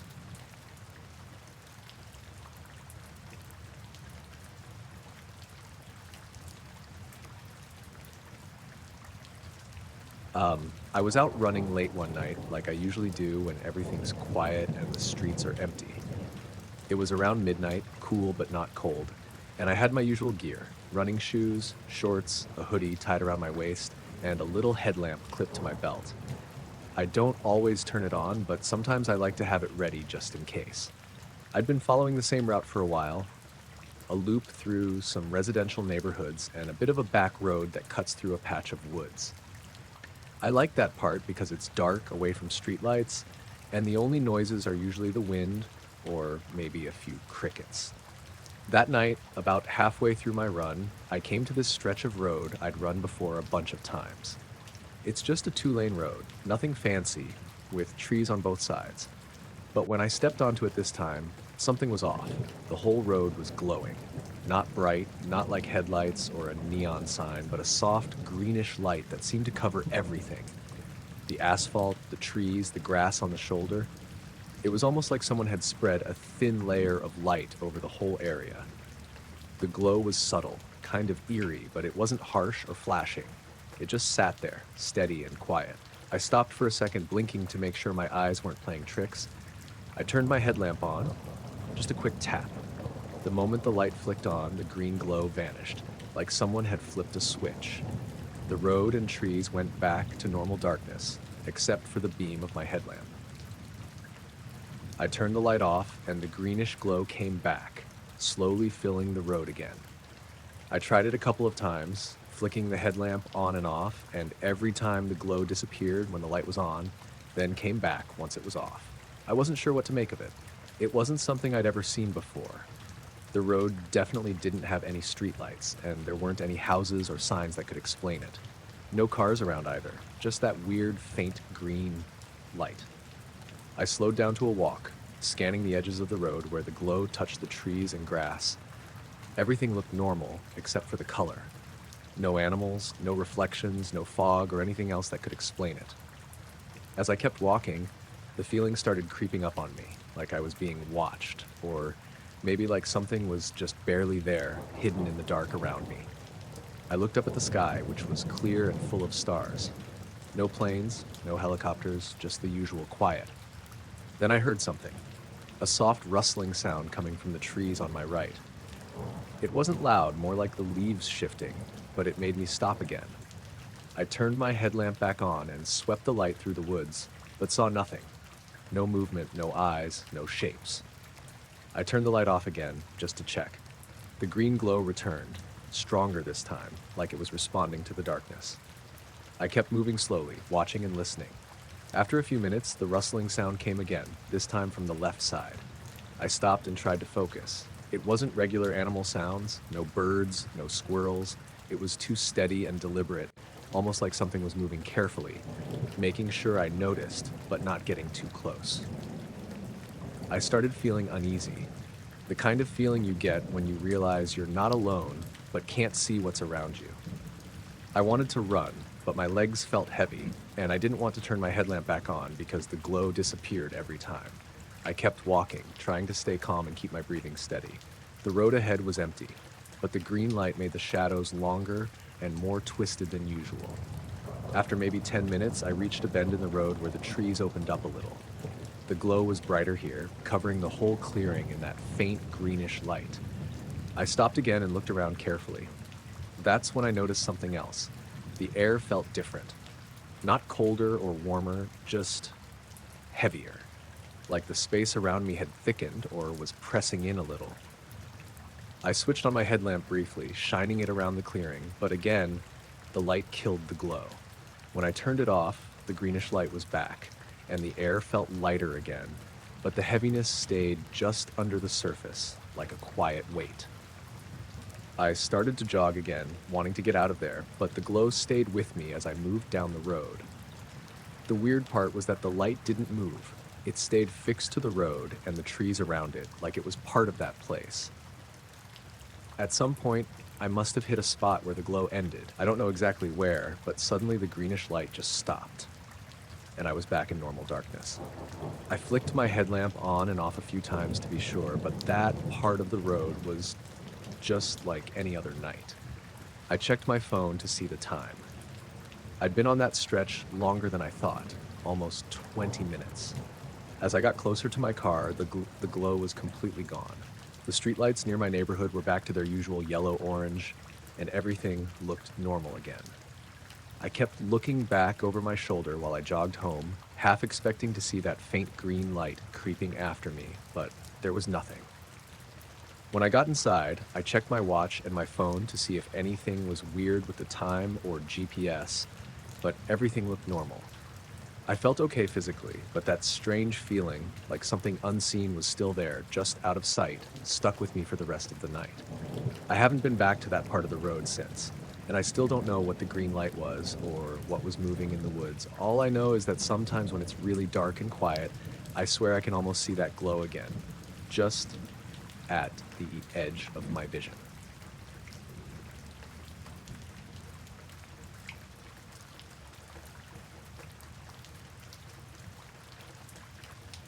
I worked the graveyard shift at a small convenience store on the edge of town. Nothing fancy, just the usual late-night stuff, restocking shelves, watching the cameras, and hoping the quiet lasts. This happened a few months ago, maybe late spring, when the days start getting longer but the nights still feel cold and empty. It was just past midnight when I first noticed the light. I was standing by the front window, wiping down the counter, and out of the corner of my eye, I caught something blinking behind the tree line that borders the parking lot. It was a single red light, nothing like the usual car brake lights or street lamps. The weird thing was how steady it was, blinking on and off in the exact same spot every 10 seconds. I counted. 1 blink, pause, blink, pause, like a metronome. At first, I thought it was a car parked just beyond the trees, maybe someone fishing or camping nearby, but the parking lot was empty and the road out front was dead. I stepped outside, walked over to the edge of the lot where the trees started, trying to see through the branches, but the light was too deep in the woods to spot anything else. No sounds, no movement, just the red blinking light, glowing faintly between the trunks. I went back inside, thinking maybe it was some kind of hunting light or someone using a flashlight to signal. But the timing was too exact, too deliberate. It didn't feel random. The clock ticked on. Every 10 seconds, the light blinked again. I started timing it with my phone. 10 seconds, 10 seconds, always the same. It didn't speed up or slow down. It stayed perfectly regular for nearly half an hour. I tried not to stare, but it was impossible. I kept watching it from behind the counter, feeling a strange mix of curiosity and something else. Something tight, like my chest was getting squeezed. I tried calling my friend on a break, but no answer. Texted her a quick message about the blinking light, but didn't get a reply. Then, suddenly, the light moved. It didn't slide sideways or jump around like I expected. It shot straight up. Like someone flicked a switch, it started rising vertically, fast, cutting through the dark tree line. I saw it clearly against the night sky, climbing higher and higher until it vanished somewhere above the clouds. There was no noise, no engine hum, no crackle or buzz. Just that red dot rising like a flare, getting smaller and smaller, then gone. I stood frozen for a minute, not sure if I'd imagined it. I blinked, rubbed my eyes, looked back toward the trees, but the light was definitely gone. No blinking, no flicker, no sign it had ever been there. I thought about calling the cops or someone, but who would believe me? A blinking red light that moves straight up and disappears? Sounds like something from a movie. I clocked back in, trying to focus on my work, but the whole night felt off. I kept glancing out the window, half expecting the light to come back or see something moving in the shadows. A couple of hours later, near closing time, I heard it, soft footsteps on the gravel outside. Slow, deliberate. I looked up from the counter, but the lot was empty. No cars, no people. I stepped outside, heart pounding a little, and scanned the edge of the trees. Nothing, just dark shapes and the rustle of wind through leaves. I didn't want to stick around anymore. Grabbed my things, locked the doors early, and got in my car. As I backed out of the lot, I glanced in the rearview mirror. For a second, I thought I saw a faint red glow near the tree line, but when I looked again, it was gone. On the drive home, my phone buzzed. It was my friend finally replying, "Sorry, fell asleep. Everything okay?" I wanted to tell her, but the words felt strange coming out loud. I just said yeah. When I got home, I double-checked the security footage from the store. The cameras didn't pick up the light at all. Not a flicker. The timestamp showed the usual empty parking lot, nothing unusual. That was the weirdest part. If it was real, why didn't the cameras see it? I still think about that light sometimes. The steady blinking, the way it rose silently and vanished. I don't know what it was, or why I was the only one who saw it that night, but I know it was there, somewhere just beyond the trees, watching.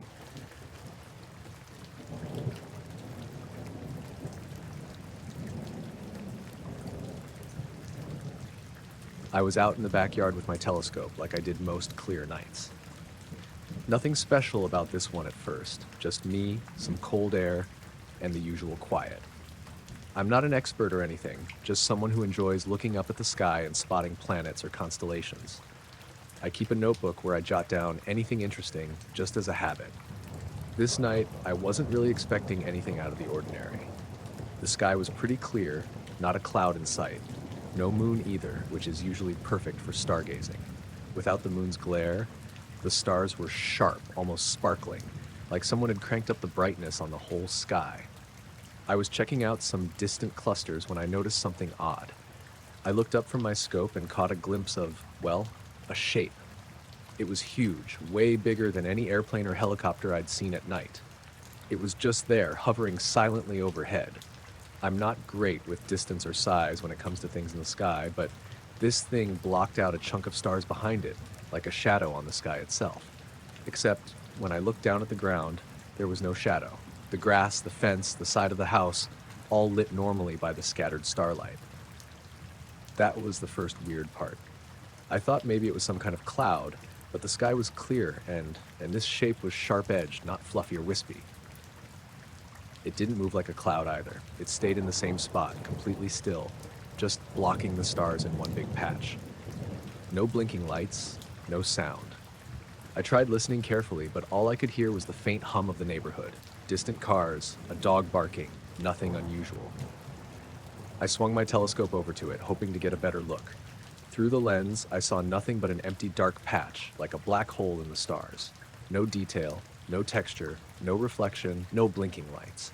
Just a perfectly dark shape.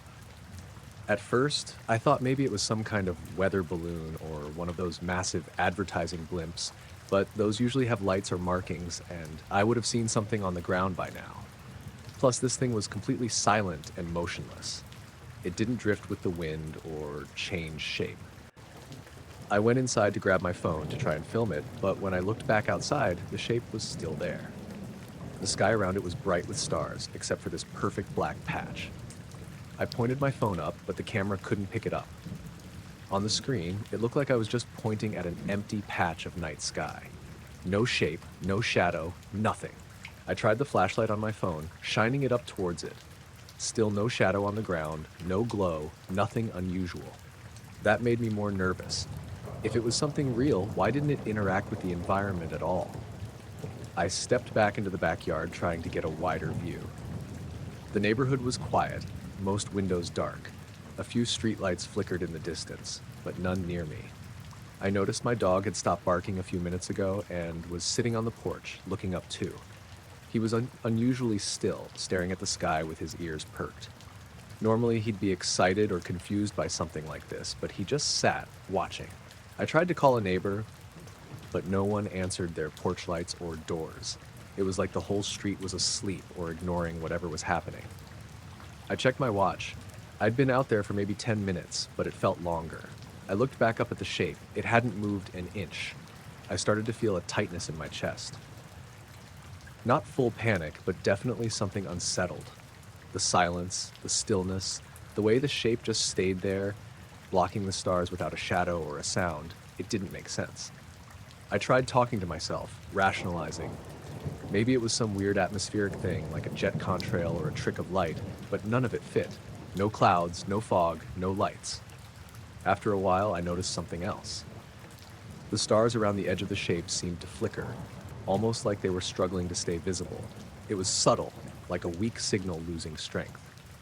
Then, after a minute or so, the shape slowly started to fade away, but not like it moved, more like it dissolved, letting the stars peek through again.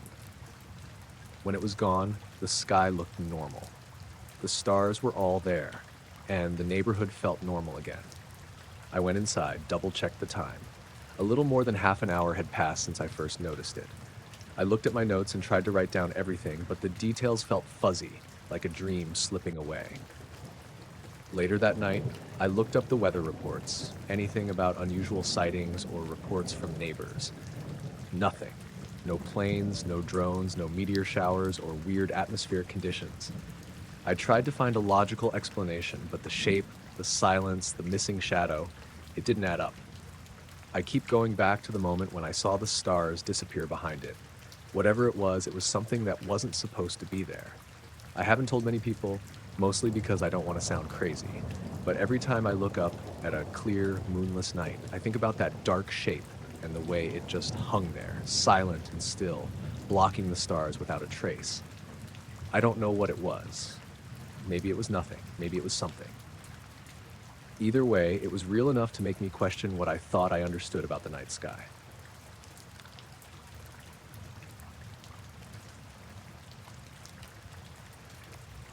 I was driving my rig down I-70 just past midnight, headed east toward Denver.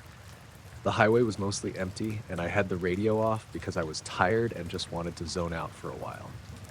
I'd been on the road since early morning, so my body was already worn down from all the stops and starts. About 2 hours in, I heard this weird tapping noise inside my cab. At first, I thought it was just something loose rattling around, maybe a vent or a piece of paper flapping in the wind. But it wasn't constant. It was more like a rhythm, sort of a soft tapping against the side of the truck. I tried to ignore it at first, thinking maybe it was just my mind playing tricks after so many hours behind the wheel. But then it got louder, more deliberate, like something tapping on the window next to me. I glanced over, but all I could see was the blackness outside, just the faint glow of my headlights on the guardrail. I pulled off at the next rest stop. It was dead quiet there, just a few other trucks parked way off to the side. I cut the engine and sat for a second, trying to listen. The tapping stopped the moment I killed the engine. That made me uneasy, but I shrugged it off and reached for my dash cam to check the footage, thinking maybe it recorded something. When I hit play, I saw myself sitting there, looking around. Then suddenly the camera showed me opening the door and stepping out of the truck. The timestamp on the video said, I got out at 1:23 a.m. Here's the thing. I don't remember doing any of that. I swear, I remember turning off the engine, then sitting still and waiting for the noise to stop. No getting out. Nothing. The footage then cut to 17 minutes later, 1:40 a.m., showing me climbing back into the cab like nothing unusual had happened. I sat there, silent, and stared at the screen for a long time. I rewound and watched it again. Every detail was clear. Me opening the door, stepping onto the pavement, walking around the front of the truck for a few steps. But I couldn't remember any of it. My mind was a blank. I checked my phone for the timestamps. The clock matched the dash cam. 17 minutes gone. I felt my stomach tighten. Did I black out? Fall asleep? That wouldn't make sense. I was awake, hearing the tapping noise, and I definitely wasn't supposed to leave the truck alone at night in a place like that. I've been on the road too long to forget something like that. I grabbed my jacket and flashlight and stepped outside. I searched the area where the video showed me walking, but found nothing. No footprints, no signs I'd been there. The rest stop was empty and still, just the occasional flicker of a distant street lamp. I tried to shake it off and decided to get back on the road. But before I did, I glanced back at my truck and noticed the passenger side window had a thin line of condensation around the edges, like someone had been pressing their fingers there recently. I didn't know what to make of it. I drove for a bit, trying to focus on the road, but that tapping noise came back, faint and irregular, from somewhere inside the cab. I checked every panel, the glove box, under the seat. Nothing. I even inspected the back sleeper area. No sign of anything. The radio was still off. No one around. I figured maybe the dash cam or the truck was messing with me. But later, when I stopped at another rest area, I plugged the dash cam into my phone and went through the footage again. There was a strange glitch in the video during that 17-minute gap. The frame just went black. The audio track was worse, filled with this loud, rhythmic clicking noise, like a metronome tapping out some kind of pattern. It didn't sound mechanical, more like a pulse or a signal. I tried slowing it down, speeding it up, even playing it backward, but nothing made sense. It was just clicks, steady and unnerving. I felt like I was losing my grip on reality. Why had I left the truck without any memory? What was that noise?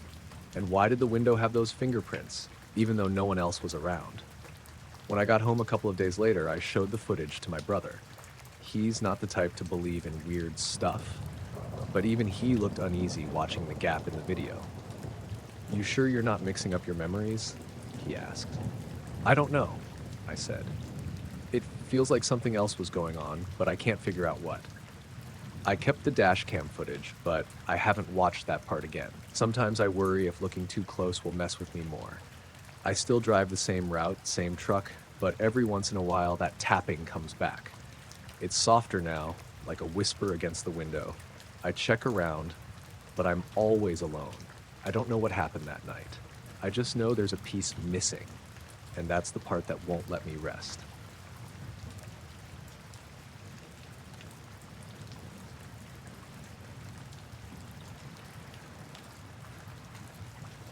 We were hiking one afternoon, just a group of friends taking it easy on a trail near the edge of town. Nothing fancy, just a way to kill time before summer really kicked in. The trail wasn't long or complicated, maybe a couple miles round trip, and we all knew each other from school, so it was pretty casual. At some point, I decided to take a quick detour off the path. Nothing big, just wanted to check out this spot I'd noticed earlier, a patch of moss and old tree roots that looked kind of cool. I'd told my friends I'd be right back, maybe 5 minutes tops, and they were fine with it. I figured I'd walk a little ways off the trail, take a few pictures, and then catch back up.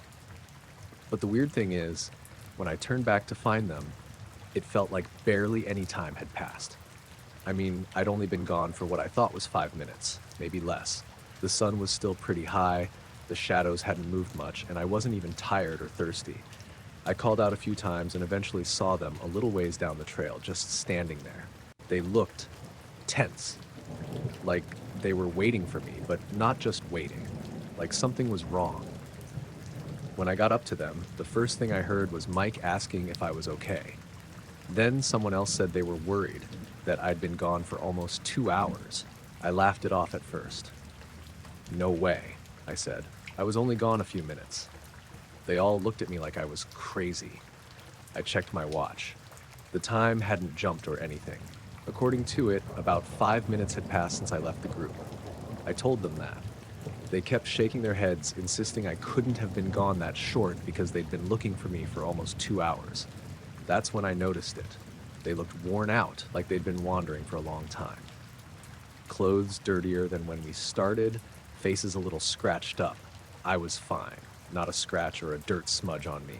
Even my backpack was clean, like I hadn't been wandering through brush or anything. I asked them what happened while I was gone, and they said they kept walking down the trail, calling my name, turning back, pacing, getting lost in the woods. They told me how the path seemed to change, like the trees shifted around them, and the landmarks they'd seen before just disappeared. They said it felt like the trail stretched on forever, even though it shouldn't have. That's when it started to get weird for me, because the spot I'd gone to, where I'd been standing, was only a few hundred feet off the main trail, and I could see the trail itself from where I was. There was no way they could have gotten lost that badly or been wandering for 2 hours. The whole thing just didn't add up. I tried to suggest maybe they were exaggerating, maybe they lost track of time, but they were adamant. You could tell they really believed it. One of them mentioned hearing voices calling my name, but when they tried to follow, they never found where the sounds came from. They said the woods got too thick and the light started to fade, even though it was still early afternoon. We decided to head back, all of us together this time. I stuck close to the trail, keeping my eyes on familiar landmarks, but my friends kept glancing behind us like they thought something was following.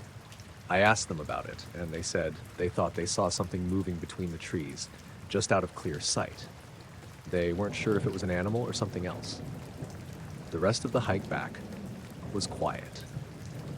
Everyone seemed jumpy. When we got out of the woods and back to the parking lot, I noticed my friends all had the same pale, tired look like they'd been through something rough. I felt okay, but a little shaken. I couldn't explain why. That night, I kept thinking about how the time we experienced didn't match up. 5 minutes for me, 2 hours for them, and the way the trail had changed for them, like it wasn't the same woods anymore. I checked my phone's location history the next day, and it showed my position staying around that spot for only a short while before moving back toward the parking lot. But my friends' phones had logs of walking in circles deeper into the forest for nearly 2 hours. I don't know what happened to them in those 2 hours. They don't really know either. They still get quiet when they talk about it, and none of us have gone back to that trail since. Something about that day didn't make sense, and none of us can figure out why time felt so different for me compared to everyone else. I guess all I can say is sometimes things happen that don't line up the way they should, and when they do, it's hard to know what to believe.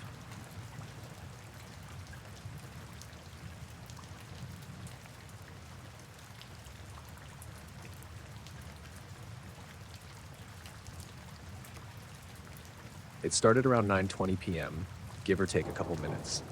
I was in the living room with the TV on mute, half watching a baseball game while scrolling through my phone. The window over the couch was cracked open to let the breeze in, and everything outside was dead quiet. No wind, no bugs, just real still. I remember because I'd been thinking about how unusually quiet it was, even for our town. We're out in the hills, maybe 1,200 people total, and nights are usually peaceful, but not like that. There's always at least a dog barking in the distance or a truck on the highway. But that night, nothing. Then I felt it. This weird pressure, like a low bass note you don't hear so much as feel in your chest. Not loud exactly, but it came on fast, like flipping a switch. My whole body felt like it was buzzing inside. Not vibrating, just this hum that seemed to settle in my bones. A second later, there was this bright white flash outside. Not lightning. It wasn't jagged or streaky. It didn't light up the clouds or sky. Just one big pulse of light, like someone had flipped on a stadium light pointed straight at the house. It lasted maybe half a second. I didn't even have time to react. The lights in the house cut out immediately after. Whole place went dark and silent. Even the fridge and the ceiling fan stopped dead. I stood up, thinking transformer maybe blew, but when I looked out the front window, every house on our street was dark too. That almost never happens. Our power goes out sometimes, sure, but usually just us or a couple homes, not the whole block. I grabbed the flashlight I keep by the back door and stepped out onto the porch. I wasn't the only one. A few of my neighbors were outside already, standing in their driveways with their own flashlights or phones out. Everyone looked confused, nobody talking at first. Then I saw Dave across the street walking toward me. He's in his 70s, lives alone. He looked shaken, not scared exactly, just unsettled. He said, "Did you feel that hum right before the light?" I nodded. He looked relieved, like he thought maybe he was imagining it. Other folks started trickling out then. Janelle from the corner house, the Garcias next door. Same story. Everyone said they felt it in their chest. Some felt it in their teeth. Janelle said she was laying on the couch and thought her heart skipped a beat when it hit. One guy, Josh, said he'd been working on his truck and dropped a wrench when the hum started. The wrench didn't make any sound when it hit the concrete. That part stuck with me. He swore it, said it was like all the noise in the world had been sucked out. That was just the beginning. I walked down the street a bit to see if the power was out further up. The whole neighborhood was dark. No porch lights, no street lamps, even the cell towers on the ridge were off, no blinking lights. That creeped me out more than anything. We don't get perfect blackout skies here, not really. There's always some glow from the truck stop 5 miles down, or from the big farms out toward the east. But that night, nothing. The sky looked wrong, too flat. I could see stars, but they didn't seem right. Like some of them were missing and others were too bright. I don't know how to explain it better than that. Someone said their generator wouldn't start. I tried my own, same issue, wouldn't even click. My neighbor tried starting his car and it was dead too. Battery had been fine earlier that day. A few others checked their vehicles, same thing. One or two trucks still started, but most were just completely dead. No lights, no sound, not even dash indicators. Then someone pointed up, not shouting, just kind of a startled, "Hey." And we all looked. There was something in the sky. Not a shape exactly, more like a patch of sky that wasn't quite right. A section that didn't match the stars around it. It was maybe the size of a large SUV, just hanging there. No movement, no noise. You couldn't see an outline or edges, but you could tell something was there because the stars behind it were gone. Or maybe just dimmed, like it was sucking in light or blocking it perfectly. We watched it for maybe a minute. Nobody talked much, just whispered things like, "What the hell is that?" and "Is it moving?" I couldn't tell if it was. Every few seconds, I thought it shifted slightly, but it might have just been my eyes playing tricks. Then the hum came back. Not all at once, gradual this time. Built up like a migraine in the air. I felt it deep in my gut, and the hair on my arms stood up. Dave sat down on the curb and covered his ears, even though it wasn't loud in the normal sense. One of the Garcias started crying softly. No one was panicking, but everyone looked like they didn't know where to put their hands. Like our bodies didn't know how to react.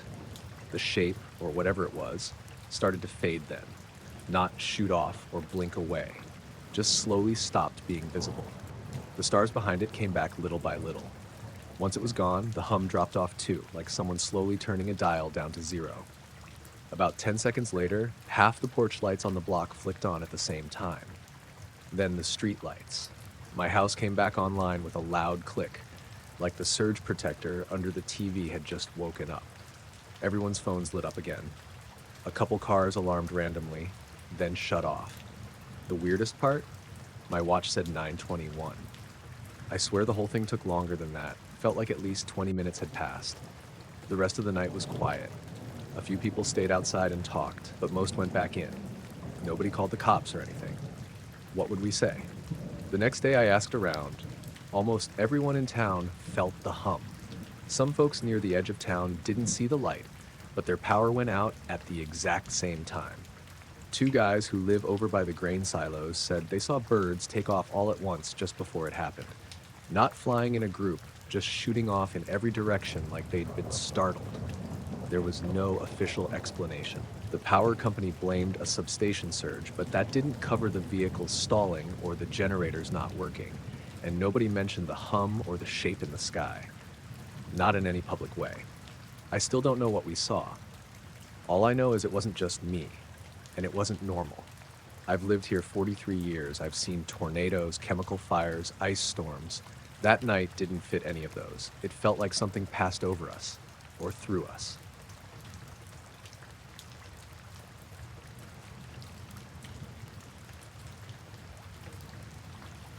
I was in the backyard the first time I saw it. Nothing special, just a typical clear night. One of those dry, crisp evenings that happens around early fall when the sky's clear and you can see all the way down to the faint fuzz of the Milky Way if you're patient. I live about 20 minutes outside of town, so the light pollution isn't too bad. I've been doing amateur astronomy for a few years now. Mostly planets and Messier objects. Sometimes try to catch satellite flares. I'm not a pro or anything, just a guy with a decent scope and a quiet yard. It started like it usually does. Around 10 p.m., I set up the 8-inch Dobsonian on the deck. I was planning to track Jupiter and maybe catch a few of its moons. Brought out my folding chair, a notebook, a beer. Real quiet night. No wind, no bugs. Just distant traffic on the highway every now and then. Around 11, I noticed a blinking light in the southern sky, just past the tree line, not moving fast like a plane. It blinked once, then nothing for maybe 5 seconds, then blinked again. No red or green nav lights, just a single white blink. I figured satellite flare at first, or maybe a tumbling piece of junk. But it kept doing it. Same rhythm. Blink. Pause. Blink. I watched it for maybe 10 minutes. It didn't move much, just hovered there, blinking. I even tried to rule out a drone, but it was too high and drones don't stay that still for that long. So especially not up that high. No hum, no movement, and way too steady. At some point, I switched off my porch light and got a better look. The blinking wasn't random. It was dead regular. About 5 seconds between each flash, and every flash was exactly the same intensity. Not a flicker, not fading in or out, just on, off. I didn't think much more of it until I remembered I had the red flashlight attached to the side of the scope. Just a small LED I used to check star maps without ruining my night vision. I don't know why I did it, maybe out of boredom, but I flicked it on and off 3 times, kind of fast. Just a dumb little hey there signal. I don't know what I expected. I guess I thought nothing would happen. Then the blinking light stopped. Just didn't blink again for maybe 10 seconds. I thought maybe I broke the pattern or it finally moved on or something. But then, 3 blinks. Same speed I'd done. Quick, short flashes. I just sat there, didn't move, didn't breathe for a second. I tried again, 3 blinks, this time slower. It waited, then responded. 3 blinks, same slower rhythm. I know what it sounds like, I don't know how else to describe it. It was like it copied me, not just the number of flashes, but the timing, the spacing, like it was watching. I kept going with it. I tried 5 fast flashes. It waited a bit longer this time, maybe 15 seconds, then did 5 flashes back, also fast. I just kept sitting there, feeling cold all of a sudden, even though the air was still. I don't remember how long I did that, probably a half hour, just sending different patterns and getting the same ones back. Around midnight, it blinked 3 times again, unprompted. Then nothing, just vanished. I waited another hour, scanning the sky with the scope, but it was gone. Next morning, I checked flight trackers. Nothing in that section of sky that night, not even commercial aircraft.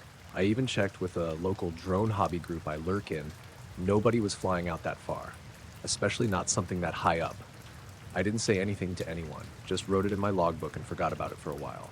3 nights later, I tried again. Same time, same spot, hoping maybe I'd see it again. Sky was cloudier this time, but around 11:20 it came back. Same blinking pattern, same part of the sky. Lower this time, maybe 30 degrees above the horizon. I didn't mess around. I turned on the red light and blinked once. It blinked once. I tried 2 short, 1 long, like Morse or something. It paused longer this time, maybe 20 seconds, then did 2 short, 1 long. That's when it started moving. Slowly, almost like it was drifting sideways. Not fast, but steady. I checked my watch. Every minute it moved about a thumb's width to the left if I held my hand out, still blinking. Still copying, then it stopped again. I tried another sequence, 1 long, 1 short, 2 long. It waited, then repeated it. I don't know why this scared me more than the first time, but something about the way it paused after each signal, like it was waiting for me to go first, started to feel weird. Not playful, more like testing. It only copied, never initiated anything, never moved unless I did something first. That second night, I got footage. I set up my phone on a tripod and pointed it at the sky. You can't see much, just a faint blinking dot, but it's there. I showed it to a friend who's into photography and night sky stuff, and he said it could be a plane with a weird light pattern or some kind of balloon. But the copying part, he had no explanation. It came back a 3rd night. Same window, around 11 to 1 a.m., but this time I noticed something new. When I flashed the red light, I got a response, but not from the same direction. The blinking came from farther east. A second light, same blink pattern, same brightness. Then the first one blinked again, farther west now, like it had moved. I don't know if they were 2 separate objects or one that had shifted, but both responded. First me, then east, then west. It was like playing Simon Says with something I couldn't see. I turned off the red light and just sat there. They kept blinking. Same rhythm. 5 seconds apart, alternating. 1 east, 1 west, back and forth, over and over. I started to feel nauseous. I hadn't eaten much that day, but this was different. I got dizzy, like something was pressing on my ears. I went inside. From the kitchen window, I could still see the flashes through the trees. Back and forth. Same interval. I didn't go back out that night. Next morning, I checked the phone. No footage. I'd hit record, but the app crashed at some point. File was there, but just a blank black screen. After that, I didn't see it for a while. Almost a month went by, and I convinced myself it was something explainable. weird aircraft, or maybe a prank, even though it made no sense. Then one night I was driving home late from work, maybe 1:30 a.m., and just as I came over the hill before my turnoff, I saw a single blink in the sky, right above the tree line in the distance. Then another, 5 seconds later, then nothing. I didn't stop, just kept driving. I haven't used the red light since then. Still go out sometimes, still look at the sky, haven't seen it again. Sometimes I leave the light on by accident, and every time I do, I catch myself glancing up, waiting for a blink. So far, nothing.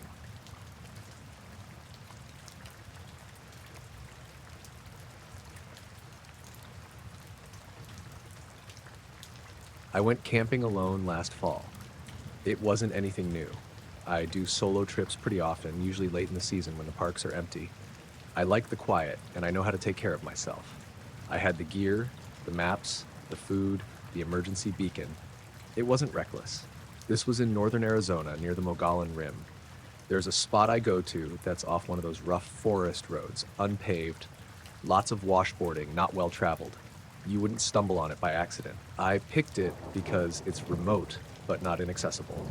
No cell service, but that's normal out there.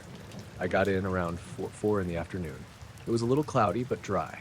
I set up camp maybe 50 yards off the road, near a line of trees, but with a good view of the sky. There was a fire ring someone had built already, and I gathered a decent stack of wood. The usual stuff: pitch some logs, cook dinner, make some tea, watch the stars come out. I remember hearing a few animals early on, small things moving in the brush, but nothing that made me uneasy. Around 10, I doused the fire, brushed my teeth, and got in the tent. It was a still night, no wind, just that constant hush of the trees and the occasional owl. I read for a while on my Kindle, then went to sleep. I woke up around 2:30. No noise woke me. I just opened my eyes. My mouth was dry, and I had that weird feeling you get sometimes where you don't know what time it is, but something feels off. The tent was cold, colder than it had been when I went to bed. I listened for a while. It was dead silent. I sat up and unzipped the tent flap halfway. I could see my firewood pile in the glow of the moonlight, maybe 10 feet from the tent. But something was wrong with it. At first I thought an animal had messed with it, scattered it maybe. But when my eyes adjusted, I saw it wasn't scattered. The wood was arranged into a shape. It was a spiral. Not just a messy swirl. This was clean, careful. Every log and stick laid down flat in a clockwise spiral, tight and symmetrical, starting from the center and curving outward like a snail shell. The logs I'd stacked against the tree earlier were gone. Everything I'd gathered was in the spiral. It wasn't possible. I would have heard something. I'm a light sleeper out there. Plus, the dirt around the fire ring was soft and dry. If someone had walked up to my tent, I would have seen footprints. I grabbed my flashlight and stepped out barefoot, just in my base layers. The air was freezing. I circled the spiral, shining the light low. The ground around it was smooth.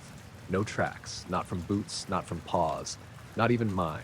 Just undisturbed dirt and that perfect shape in the middle of it. I checked the tree line. Nothing.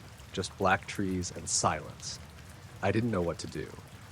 I wasn't panicking exactly, but something about it felt wrong. It was like seeing something where it shouldn't be. Like walking into your kitchen and finding every cabinet open and all the silverware arranged by size on the floor. I stood there for maybe 5 minutes, scanning the woods, trying to convince myself it was some weird prank or animal behavior I hadn't heard of. But no animal makes shapes like that. And no person would go through the trouble of arranging firewood into a spiral in total silence without leaving prints and not take anything or damage anything else. Eventually, I broke the spiral apart. I don't know why. It just felt like it shouldn't stay that way. I didn't restack it the way I had before. I just kicked it apart and dragged the bigger logs back into a pile near the fire ring. Then I got back in the tent and zipped it up tight. I stayed awake until dawn, just lying there listening. Still no sounds, not even wind. At some point I realized I hadn't heard a single insect or night bird since I woke up. When the sun came up, I packed everything. I wasn't supposed to leave until the next day, but I didn't care. I didn't eat. Just broke camp, checked the site to make sure I wasn't leaving anything, and got in the car. Right before I pulled onto the road, I walked back over to where the spiral had been. The dirt was still smooth. No prints, like nothing had happened, like I'd imagined it, but I hadn't. The logs were still in a loose pile where I'd kicked them, not stacked like they were the night before. Something had moved them, and it hadn't made a sound.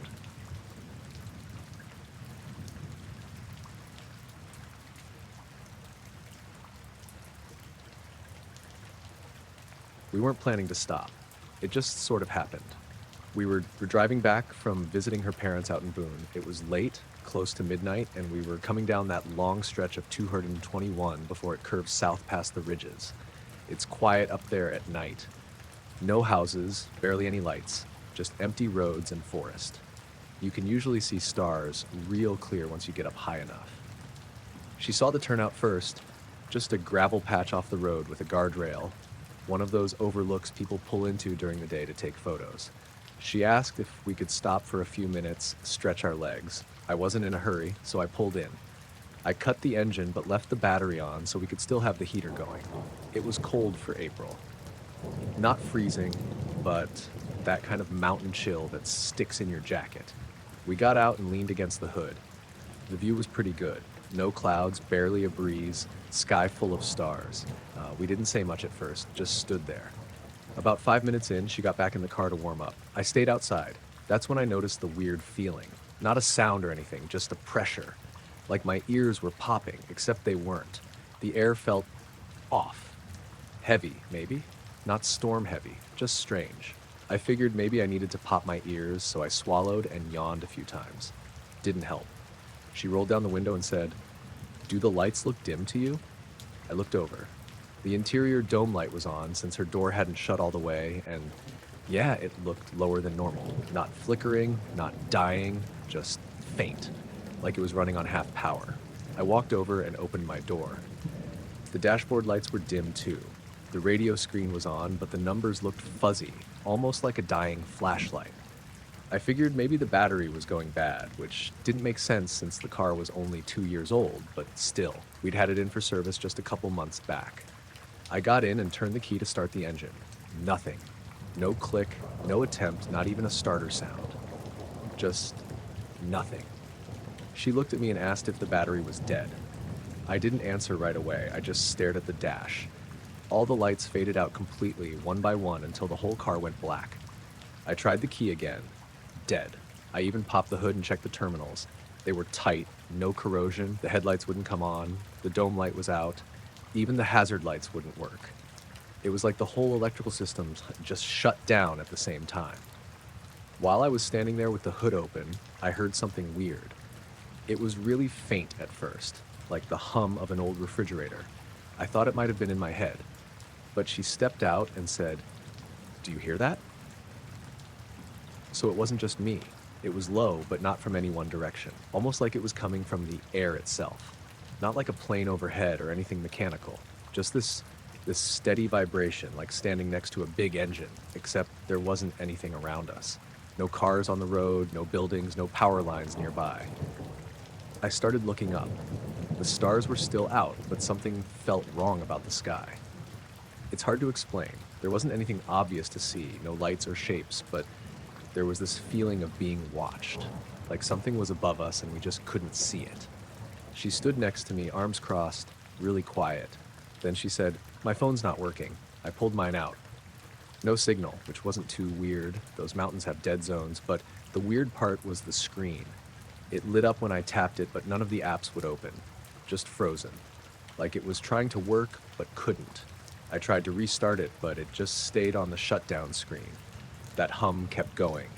Louder, but not in a way that made noise. It just pressed against you. Like it was in your bones. We both got back in the car, didn't say anything, just sat there. That's when I noticed the air had stopped moving. No wind, not even the usual draft you feel when the heater vents are off. The whole car felt sealed, like a vacuum. Our breaths fogged the windows, but they didn't clear. Then everything went dead silent. No bugs, no night birds, no rustle of trees, just absolute stillness, except for that low hum. We sat like that for maybe 5 minutes. It felt like longer. I didn't want to open the door again. I didn't want to look up anymore. I just stared at the dash, hands on the wheel like I was waiting at a red light. Then it all stopped. No build-up, no fade-out, just gone. The hum The pressure, the weird air. The dome light blinked back on by itself. The dash lit up. Her phone vibrated on the console. I turned the key. The engine started like nothing was wrong. We didn't talk the rest of the way home. Not a word. Not until we pulled into the driveway and she finally said, "I don't want to go back there." I nodded. I didn't either. The next morning, I checked the battery with a multimeter. Full charge, clean terminals. I drove the car all week. No issues. I even checked for recalls. Nothing. I didn't mention it to anyone else. Not because I was afraid they'd think I was crazy. I just didn't know how to explain it.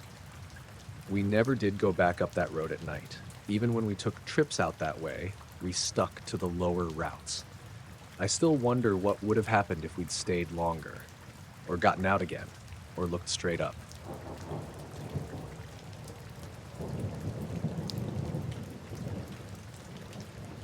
I was out on the lake early one morning, trying to get some fishing done before the heat kicked in.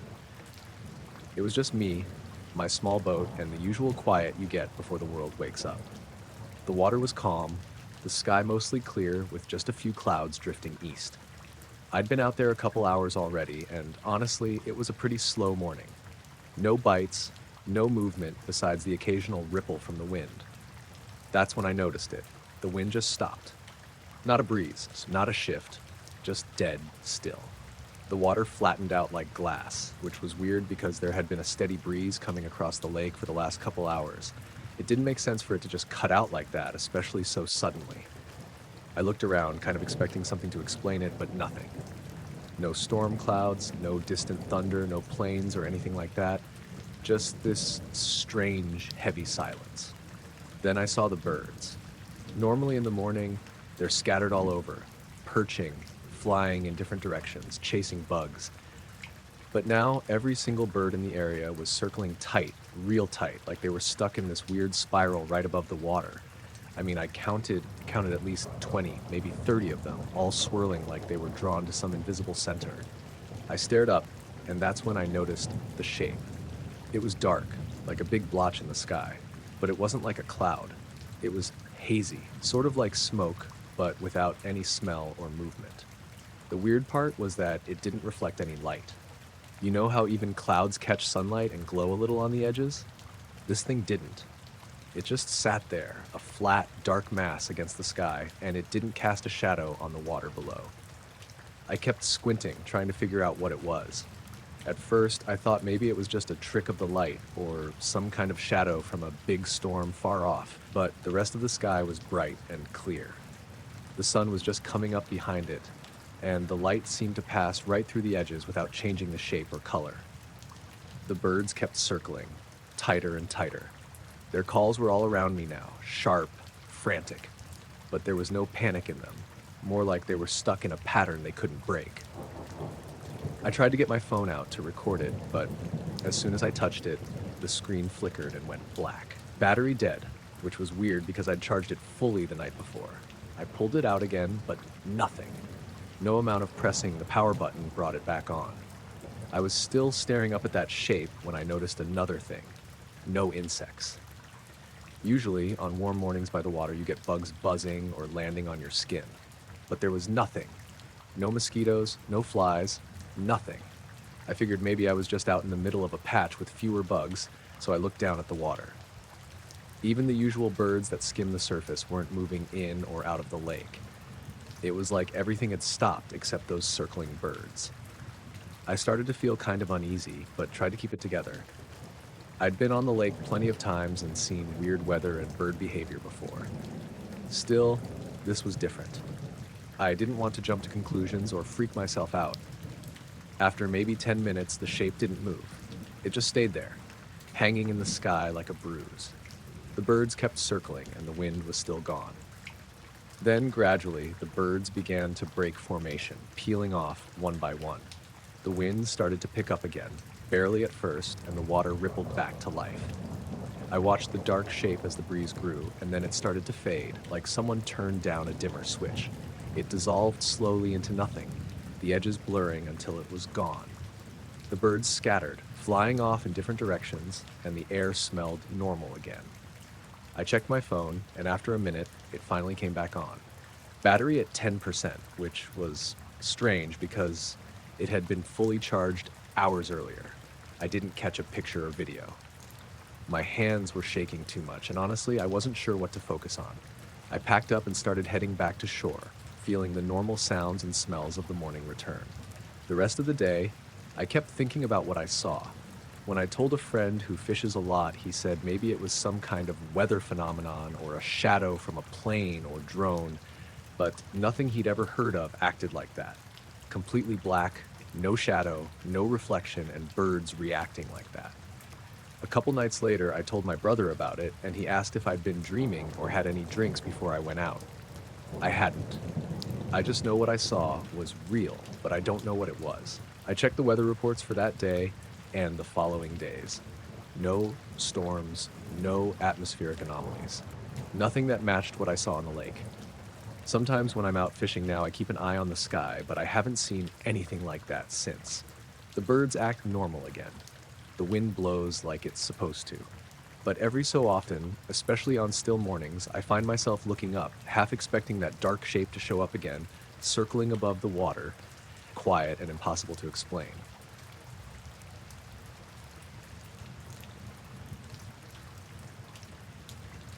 I spend a fair bit of time tracking satellites. It's just a hobby, really, but I like the quiet of it. The way you can sit outside at night, phone or tablet in hand, watching tiny dots move across the sky, knowing they're machines built by people thousands of miles away. It's calming, and it makes me feel connected to something bigger, even if it's just technology. One night last fall, I was out on my back porch, just after dark. The sky was clear, crisp air, not a cloud in sight. I was using an app that shows satellite positions in real time. It's pretty neat. You tap on a satellite and the app tracks it as it moves overhead, showing you where it is, how fast it's going, and when it'll disappear from view. I was watching one of the usual ones, nothing special, just the ISS or a weather satellite, something like that. The dot was moving steadily along its usual path. Then I noticed something weird. Another satellite popped up on the list, one I hadn't tracked before. It showed up on the edge of the screen, a little red dot, not the usual white or yellow like the others. I tapped it. That's when things started to feel off. This red dot was moving in a way that didn't make sense. Instead of gliding steadily across the sky, it was zigzagging. Not small course corrections, but sharp, jagged turns, like it was dodging something or trying to stay out of sight. The speed changed too. Sometimes it slowed almost to a stop, mid-sky, hanging there like it was paused, then would dart off again. The app showed no change in altitude or anything that would explain the movement. It just looked wrong. I tried to zoom in, hoping maybe it was a glitch, some weird bug in the app, but the movement was consistent. It didn't flicker or jump like a glitch would. It was deliberate. I started tracking it more closely. As the minutes passed, it kept moving in that weird pattern, zigging and zagging like nothing I'd ever seen before. It didn't follow any orbit I knew about, and it certainly didn't move like any satellite should. At one point, it seemed to slow down to a crawl, almost stopping above a cluster of trees at the edge of my neighborhood. That's when I noticed the silence. Normally, when I'm outside tracking satellites, I hear the usual nighttime sounds, the distant hum of cars on the highway, crickets, the occasional dog barking. That night, all of that felt muted. The usual noises seemed distant, like the world was holding its breath. I told myself it was just me being focused, but it stuck with me. I kept watching the red dot as it hovered, then suddenly it darted upward fast, like it was leaving the atmosphere. Then it stopped again, this time higher, like it was waiting for something. The rest of the satellites on my app kept moving smoothly, but this one was jerky, erratic, unpredictable. After about 20 minutes, the satellite just disappeared. No warning, no slow fade, it was just gone from the app. The list updated and it wasn't there anymore, like it never existed. I sat there staring at the empty space where it had been, feeling a mix of confusion and a strange unease. I tried refreshing the app, restarting my tablet. Nothing brought it back. I checked online forums and satellite tracking sites, but no one else had reported anything like it. The next few nights, I kept watching the skies, hoping to catch it again. Sometimes I'd see faint, quick blips on the edge of the app, but they never behaved like that first time, and they never lasted. The red dot was a one-time thing. I kept thinking maybe it was some kind of test satellite or a drone launched by a government agency, but none of that made sense either. Why would it move like that? Why disappear without a trace? Why make the night feel so quiet, like something was watching or waiting? I don't have any answers. Just that one night, a satellite, or something like it, didn't behave like it should. And for those minutes, I felt like I was looking at something that wasn't meant to be seen.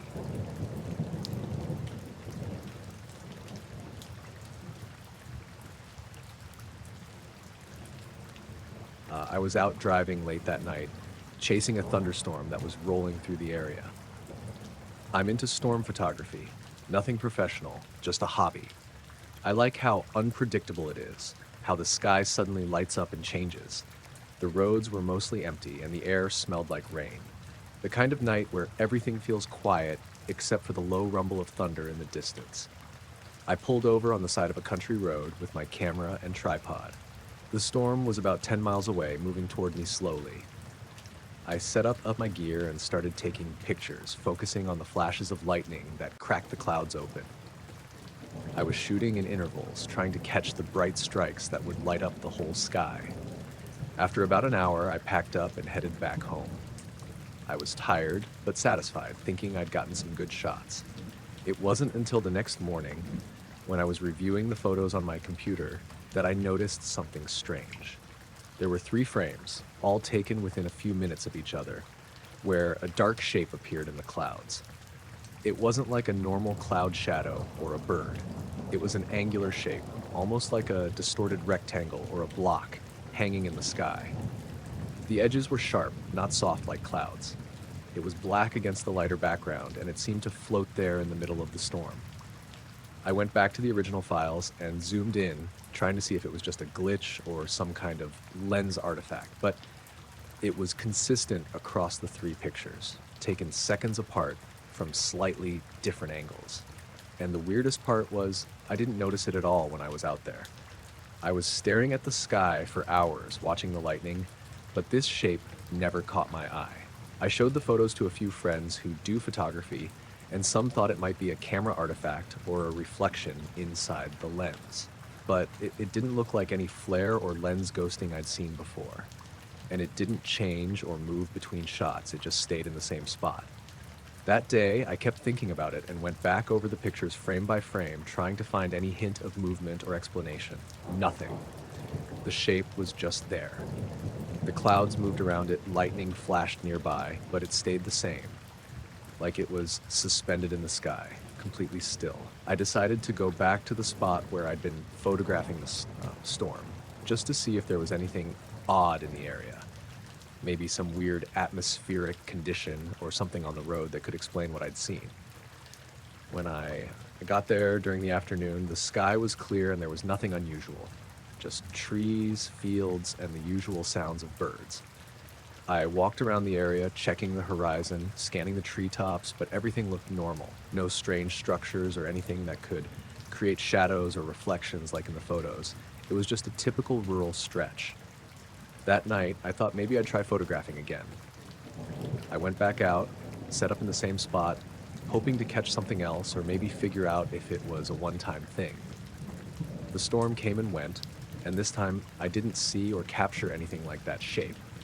The lightning flashed normally, the clouds rolled in patterns I recognized, and no strange shapes showed up.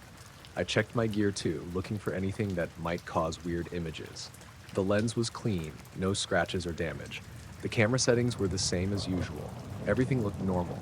The more I thought about it, the more unsettled I felt. That shape didn't look natural, and I'm pretty familiar with clouds and storms.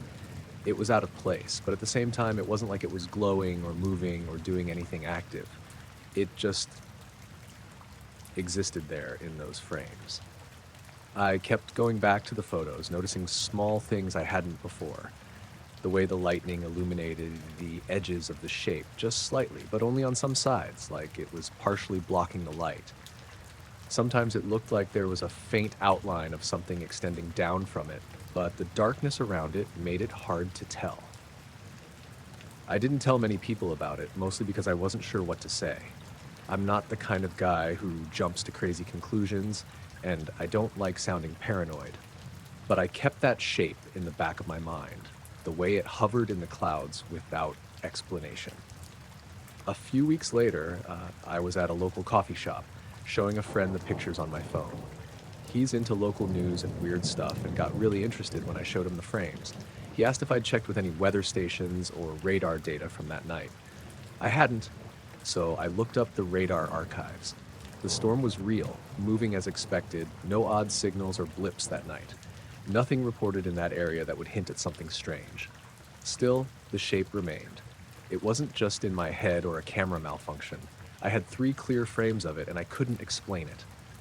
Sometimes I wondered if it was some kind of drone or experimental aircraft, but nothing about it suggested normal aviation. No lights, no sound when I was out there, and no movement. Other times I thought maybe it was some kind of optical illusion created by the storm itself, an odd cloud formation or shadow from another cloud layer. But I've been watching storms for years, and this was different, too defined, too solid looking. In the end, I didn't get any answers. The photos stayed on my hard drive, and I never saw anything like that shape again. Every now and then I go back and stare at those frames, trying to convince myself it was just a trick of the light or a lens glitch, but I'm not sure. It's just there, 3 images of a black, angular shape floating silently in the storm clouds, showing up in the middle of a lightning chase on a quiet country road. I don't know what it was, and honestly, I'm not sure I want to know.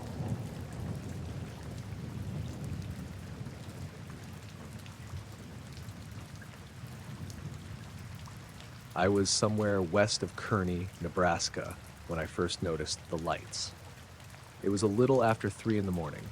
I'd been on the road since around 9 the previous night, hauling refrigerated freight from Indianapolis to Salt Lake.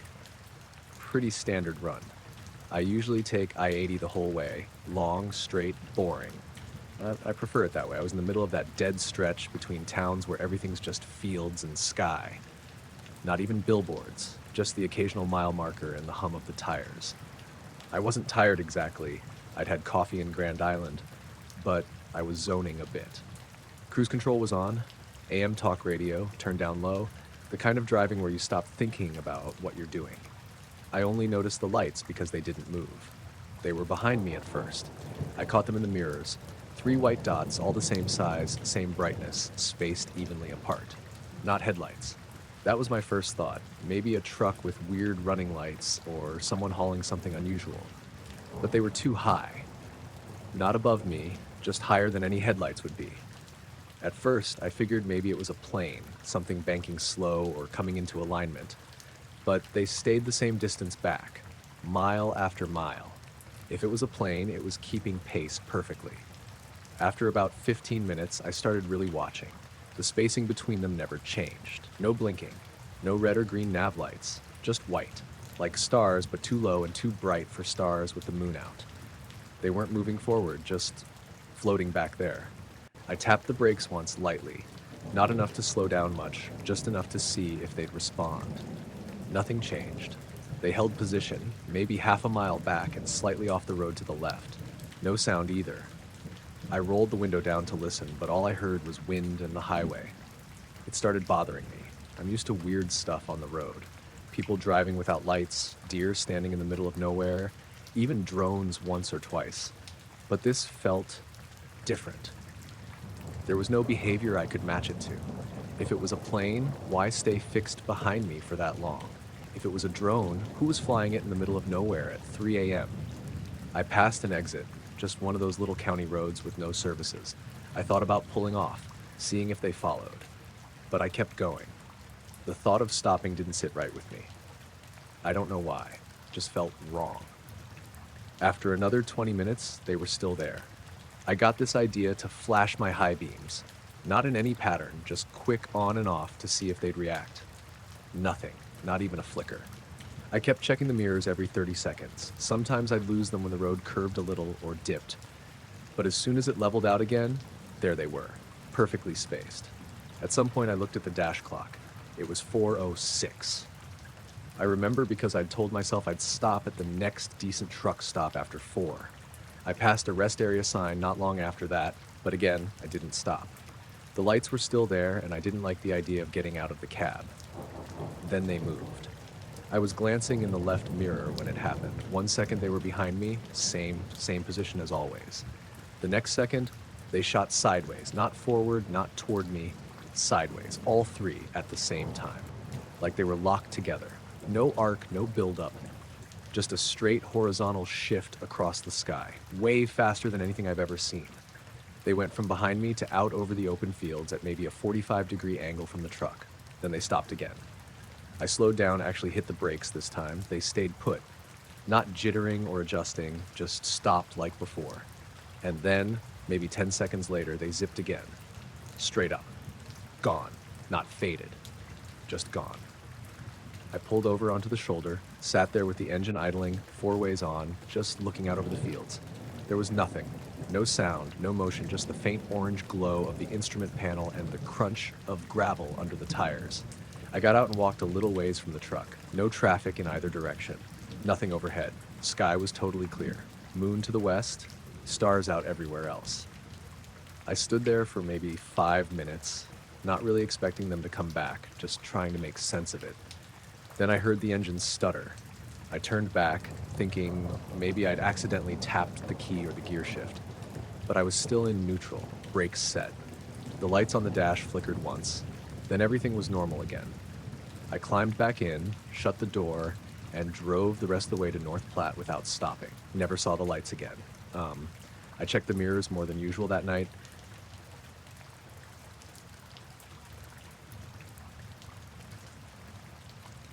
It started with a call from one of the old ranchers out on East Hollow Road.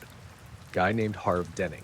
I'd known Harv since I was a kid. Grumpy old man, always thought kids were trespassing even when they weren't. He called dispatch around 9:30 p.m., said there was a fire in the sky over his east field. Not a brush fire, not lightning. Just said, looks like a star caught fire and forgot how to fall. I was already out on patrol, so I swung over. Figured it'd be a busted weather balloon or maybe one of those weird drone setups people mess with these days. I didn't expect to see anything, honestly. But when I pulled up to his property, he was already out at the edge of his driveway, coat half on, pointing toward the tree line. I got out, asked him where this fire was. He didn't say anything for a second, just squinted past me, then pointed again. There, between the 2 pines. Low. You see it? I followed his finger, and I did see something. Not fire exactly, just this red light. Almost like a flare had gotten stuck in place maybe 100 feet above the ground. A few 100 yards out, didn't flicker, didn't move, just glowed. Deep red. Too bright to be a star. Too low. No sound, no beam, just the light. Harv said it had been there for 20 minutes. I asked if it had moved. He said not an inch. I walked back to my cruiser to get the binoculars I keep in the glove box. When I looked through them, the light didn't get any clearer. No shape, no blinking, no structure, just a solid red glow hanging in the dark. And then I lowered the binoculars, and it was gone. Not faded, gone. Harv swore he didn't see it leave either. That would have been that, but 2 hours later I got another call, this time from the other side of town, Barlow Creek near the old mill. A woman named Trina Linscomb said there was a strange red light over the water. She said it wasn't moving, just hanging there like a burning marble. That's what she called it. I drove out there. She met me in the gravel lot near the boat launch. Said it had been there a few minutes and that her dog wouldn't stop whining. I looked where she pointed. Nothing. I asked which direction the light had been facing, and she said almost due east, just across the creek. I walked out to the edge of the launch and stood there for a while. No light, but the whole area felt, I don't know, flat, like the air had been emptied out. I'm not saying that makes sense, but that's how it felt. After that, the calls started coming in more often. Always the same thing, a red light like a star on fire, never high in the sky, always hovering just above the trees or over a field, never moving, never making sound. People said it made them feel weird. Not scared exactly, just watched. I tried logging a few of the reports. After the 4th or 5th, I stopped writing them down. Didn't know what I was supposed to write. There was never anything to follow up on. By the time I'd get there, the light would vanish. Nobody ever saw it up close. Nobody ever got it on camera. It didn't show up on phones. One guy claimed he tried filming it for almost a full minute. When he checked the footage, there was nothing, just black sky and the sound of him breathing. No red, no light. The weirdest part was that it never showed up in more than one place at a time. I mean, that literally. If someone saw it near the highway, nobody would be seeing it anywhere else until it vanished from there. Then it might show up on the far side of town or out by the lake. Never two reports at once. And I started noticing something else. Every time someone saw it, they were alone. Always. No group sightings, no couples, no families, just one person at a time. People walking their dog, driving home, taking out trash, sitting on a porch. If someone went out with a friend to look for it, nothing would show up. But if they went alone, even just 10 minutes apart, someone might see it. I did see it again. Twice. The second time was out past the silo behind Bailey's farm. I was just driving back into town and happened to glance over through the passenger window, and there it was, low above the hill, red and sharp and still. I pulled over, killed the engine, and watched it through the windshield. I don't know how long I sat there. It didn't move. After a while, I got out of the car, just stood by the door and looked at it. I couldn't tell if it was far away or just small and hovering close. It didn't cast any light on the trees beneath it. It should have. It was bright enough it should have lit up everything around it, but it didn't, like it was cut out of the sky instead of glowing. I remember whispering something, I don't even remember what. Maybe asking what it was, maybe saying my own name out loud like I wanted it to know who I was. I don't know why. I just stood there, waiting for it to move. But it didn't. And then I blinked, and it was gone. No noise, no streak across the sky, no shift, just not there anymore. I got in my car and sat with the door open for a bit, trying to shake this weird buzzing in my legs. Not actual sound, just this nervous, electric feeling in my muscles, like I was about to run even though I wasn't planning to. Eventually I drove home. The third time I saw it was the last. It was nearly 5 in the morning. I was coming off shift, driving past the old drive-in theater, which hasn't run since the early 2000s. That whole field's empty now, just weeds and the old screen still standing. As I passed, I saw it out over the screen, low again, red, brighter than before. I slowed the car, but didn't stop. I don't know why, but I didn't want to look directly at it this time. It felt different, heavier. I kept driving, and when I glanced back in the rearview mirror, I saw it dip, just a few feet lower, like it had moved for the first time, and I swear it was behind me, not chasing, not flying, just there at the same speed I was going. I kept glancing at the mirror every few seconds, and it stayed perfectly the same distance behind me, not gaining, not falling back, just floating like it was keeping pace. That lasted maybe 3 miles. Then I passed under the overpass by Main Street, and when I came out on the other side, it was gone. I pulled over, got out, walked a few steps into the grass, and looked around. Nothing. That was almost a year ago. Haven't seen it since, but sometimes when I drive past certain places, old fields, quiet stretches of highway, I catch myself looking up at the same spot in the sky without meaning to. Not because I think it'll be there, just because.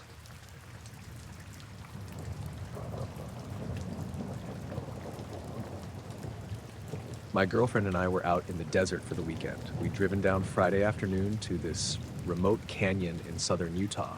No official campground, just one of those turnoffs off a dirt road where you can park and hike in a bit. The kind of place where you won't see another soul for miles. That's why we picked it. She wanted to do some night photography, and I just wanted to get away from people for a while. We set up camp in a shallow dip between 2 rock walls, maybe half a mile from where we left the car. No cell service, no signs, just open sky and dry brush and sandstone. We got the tent up by sundown and made dinner on the little camp stove, then hiked up a nearby ridge once it got dark to see the stars. The view was insane. No light pollution, just this huge dome of sky. It almost didn't look real. She set up her camera on the tripod and started taking long exposures. I lay back on the rock with my arms behind my head, just watching the sky. For a while, we were quiet, and then she started pointing out constellations, trying to remember which was which. I don't know any of them, but she was getting into it, using her phone to double check. We were maybe 30 minutes into it when I noticed this one star off to the east that looked a little brighter than the others. It wasn't doing anything weird at first. just seemed to twinkle a bit more than the rest. I figured it was maybe a planet, Jupiter or Venus or something. But the more I stared at it, the more I started thinking it was, I don't know, out of place. It didn't match the rest of the pattern around it. Like it was too low or just too bright, like it was trying to look like a star and not quite pulling it off. I didn't say anything at first. I didn't want to sound paranoid or ruin the mood. But I kept glancing at it every few minutes, and after a while I realized it was no longer in the same spot. It had shifted, just slightly, like half an inch to the right from my perspective, but enough that I was sure it wasn't just me. Stars don't move like that, not in real time. So I nudged her and said, "Hey, does that one look like it's moving to you?" She looked up, squinted, then said, "Which one?" I pointed, but already it was drifting again. Very slow, like a balloon maybe, or a satellite, except satellites don't do that either. It wasn't crossing the sky like the ISS, it was drifting like sideways through the stars, and it wasn't blinking like a plane. We both sat up and watched it. It kept moving slowly, deliberate, not random, and then it just stopped, dead still. Right above this low ridge across from us, we stared at it for a long time. No sound, no flicker, just this one point of light, motionless now, way lower than any star should be.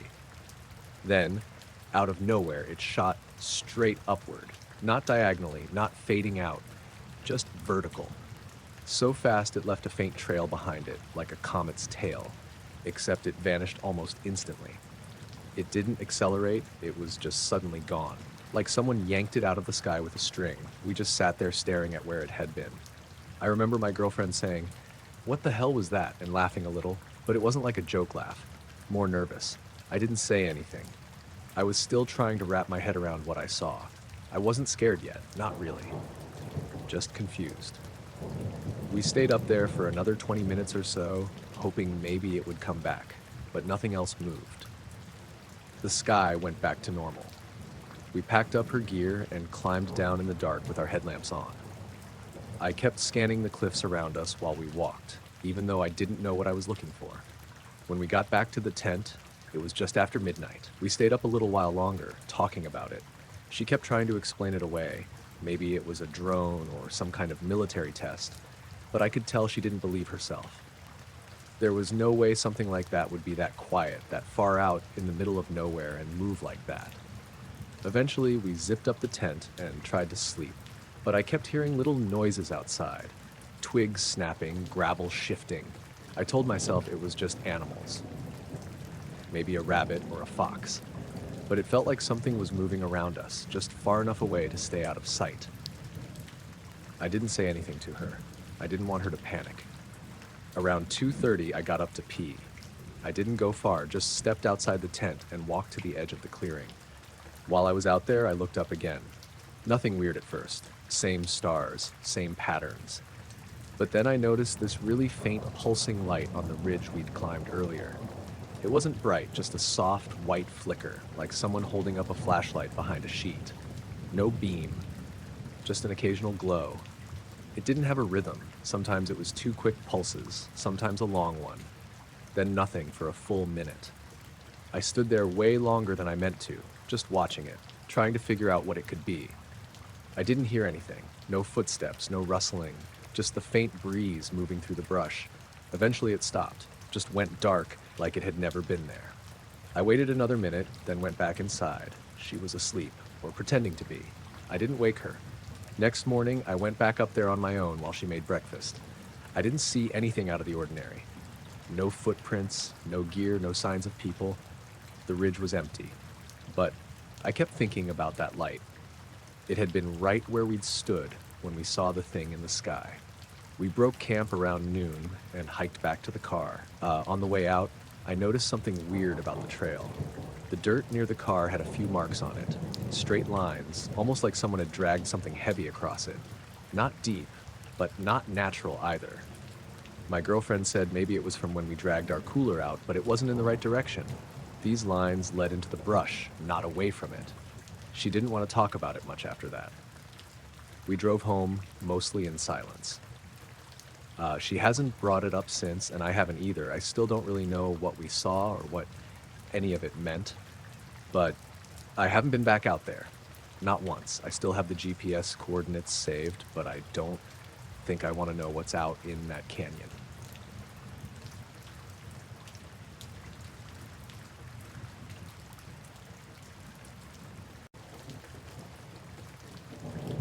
We'd been at the cabin for a few days, just the three of us.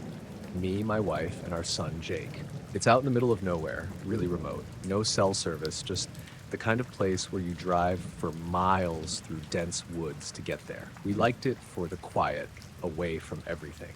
The plan was to disconnect, relax, and let Jake run around without worry. The first couple of nights were normal, nothing weird. Just the usual sounds, crickets, wind in the trees, the occasional owl. But the third night, something happened that I've been trying to figure out ever since. We were sitting outside around the fire pit. Jake was roasting marshmallows, and my wife and I were just talking, sipping some coffee. The sky was clear, and the stars were bright because there's no light pollution out there. It was peaceful, exactly what we came for. Suddenly, out of nowhere, my wife pointed toward the trees on the far edge of the clearing and said, "What's that?" I looked where she was pointing, toward the thick line of firs and pines that bordered the cabin. At first, I saw nothing but darkness. Then, slowly, a light appeared, a small, glowing sphere rising just above the treetops. It wasn't like any flashlight or lantern. It was smooth, perfectly round, and emitted a soft, steady light that was white but kind of bluish at the edges. The sphere moved up, inch by inch, about 50 feet above us, just hovering there. There was no noise. No buzzing, no humming, nothing. I swear I strained to hear something, but it was completely silent except for the crackling of the fire behind me. I blinked, thinking maybe I was seeing things. My wife looked just as confused, and Jake stopped mid-toast with his marshmallow, staring wide-eyed. The sphere didn't change shape or size, it just hung there, still. We didn't move or speak for maybe a minute. I felt my stomach knot up, not in a panic, but in that slow, creeping kind of unease. The kind where your body wants to run, but your mind is stuck trying to make sense of what it's seeing. Then, without warning, it shot straight up, like a bullet. I mean, really fast, faster than anything I've ever seen. It vanished into the sky in a blink, leaving no trail, no noise, nothing. 1 second it was there, the next it was gone. We all just sat there, stunned. I looked at my watch. Only about 30 seconds had passed since it appeared. But something felt off, like time wasn't right. After a moment, Jake whispered, "Did you see that?" My wife nodded, but she looked pale. "What was that?" I had no answer. Later, inside the cabin, we tried to shake it off, but the weirdness didn't end that night. The next day, Jake found some strange marks in the dirt near the cabin's edge. They were circular, about 2 feet wide, like something had been pressed into the ground. No footprints, no signs of a person or animal dragging something, just these perfectly round indentations, spaced unevenly, leading toward the woods. We thought maybe a heavy branch fell or something, but the circles were too precise, and there was no broken wood around. That night, I woke up around 3 a.m. I couldn't sleep. Something outside felt different. I went to the window and looked out. The forest was still, but in the distance, I saw a faint light flickering like a glow behind the trees, too small and too steady to be a campfire. I kept watching, and it moved slowly along the tree line, just below the canopy, never breaking through the branches. It didn't blink or change color, just moved in this smooth, gliding way. I called my wife quietly, but when she looked, the light was gone. I thought maybe it was my imagination, but I didn't feel right going back to bed. By the third night, the air felt heavy, like something was watching.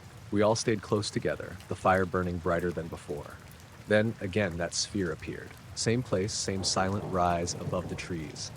Only this time, it stayed longer, maybe 2 or 3 minutes. I noticed it pulse gently, the light thickening and thinning in waves, almost like it was breathing. Jake whispered, "It's watching us." I wanted to say it wasn't, that it was just a weird light. But deep down, I wasn't so sure. When it finally shot up and disappeared again, my wife said, "Let's pack up tomorrow." We didn't talk much after that, just packed silently the next day. Driving away, I kept glancing in the rearview mirror, half expecting to see the sphere again. But the sky was empty. I don't know what we saw or why it was there. But something about those nights made the woods feel less like home and more like a place you're not supposed to be. It's been months since then, and sometimes when it's quiet, I swear I still see a faint glow just beyond the trees outside my window.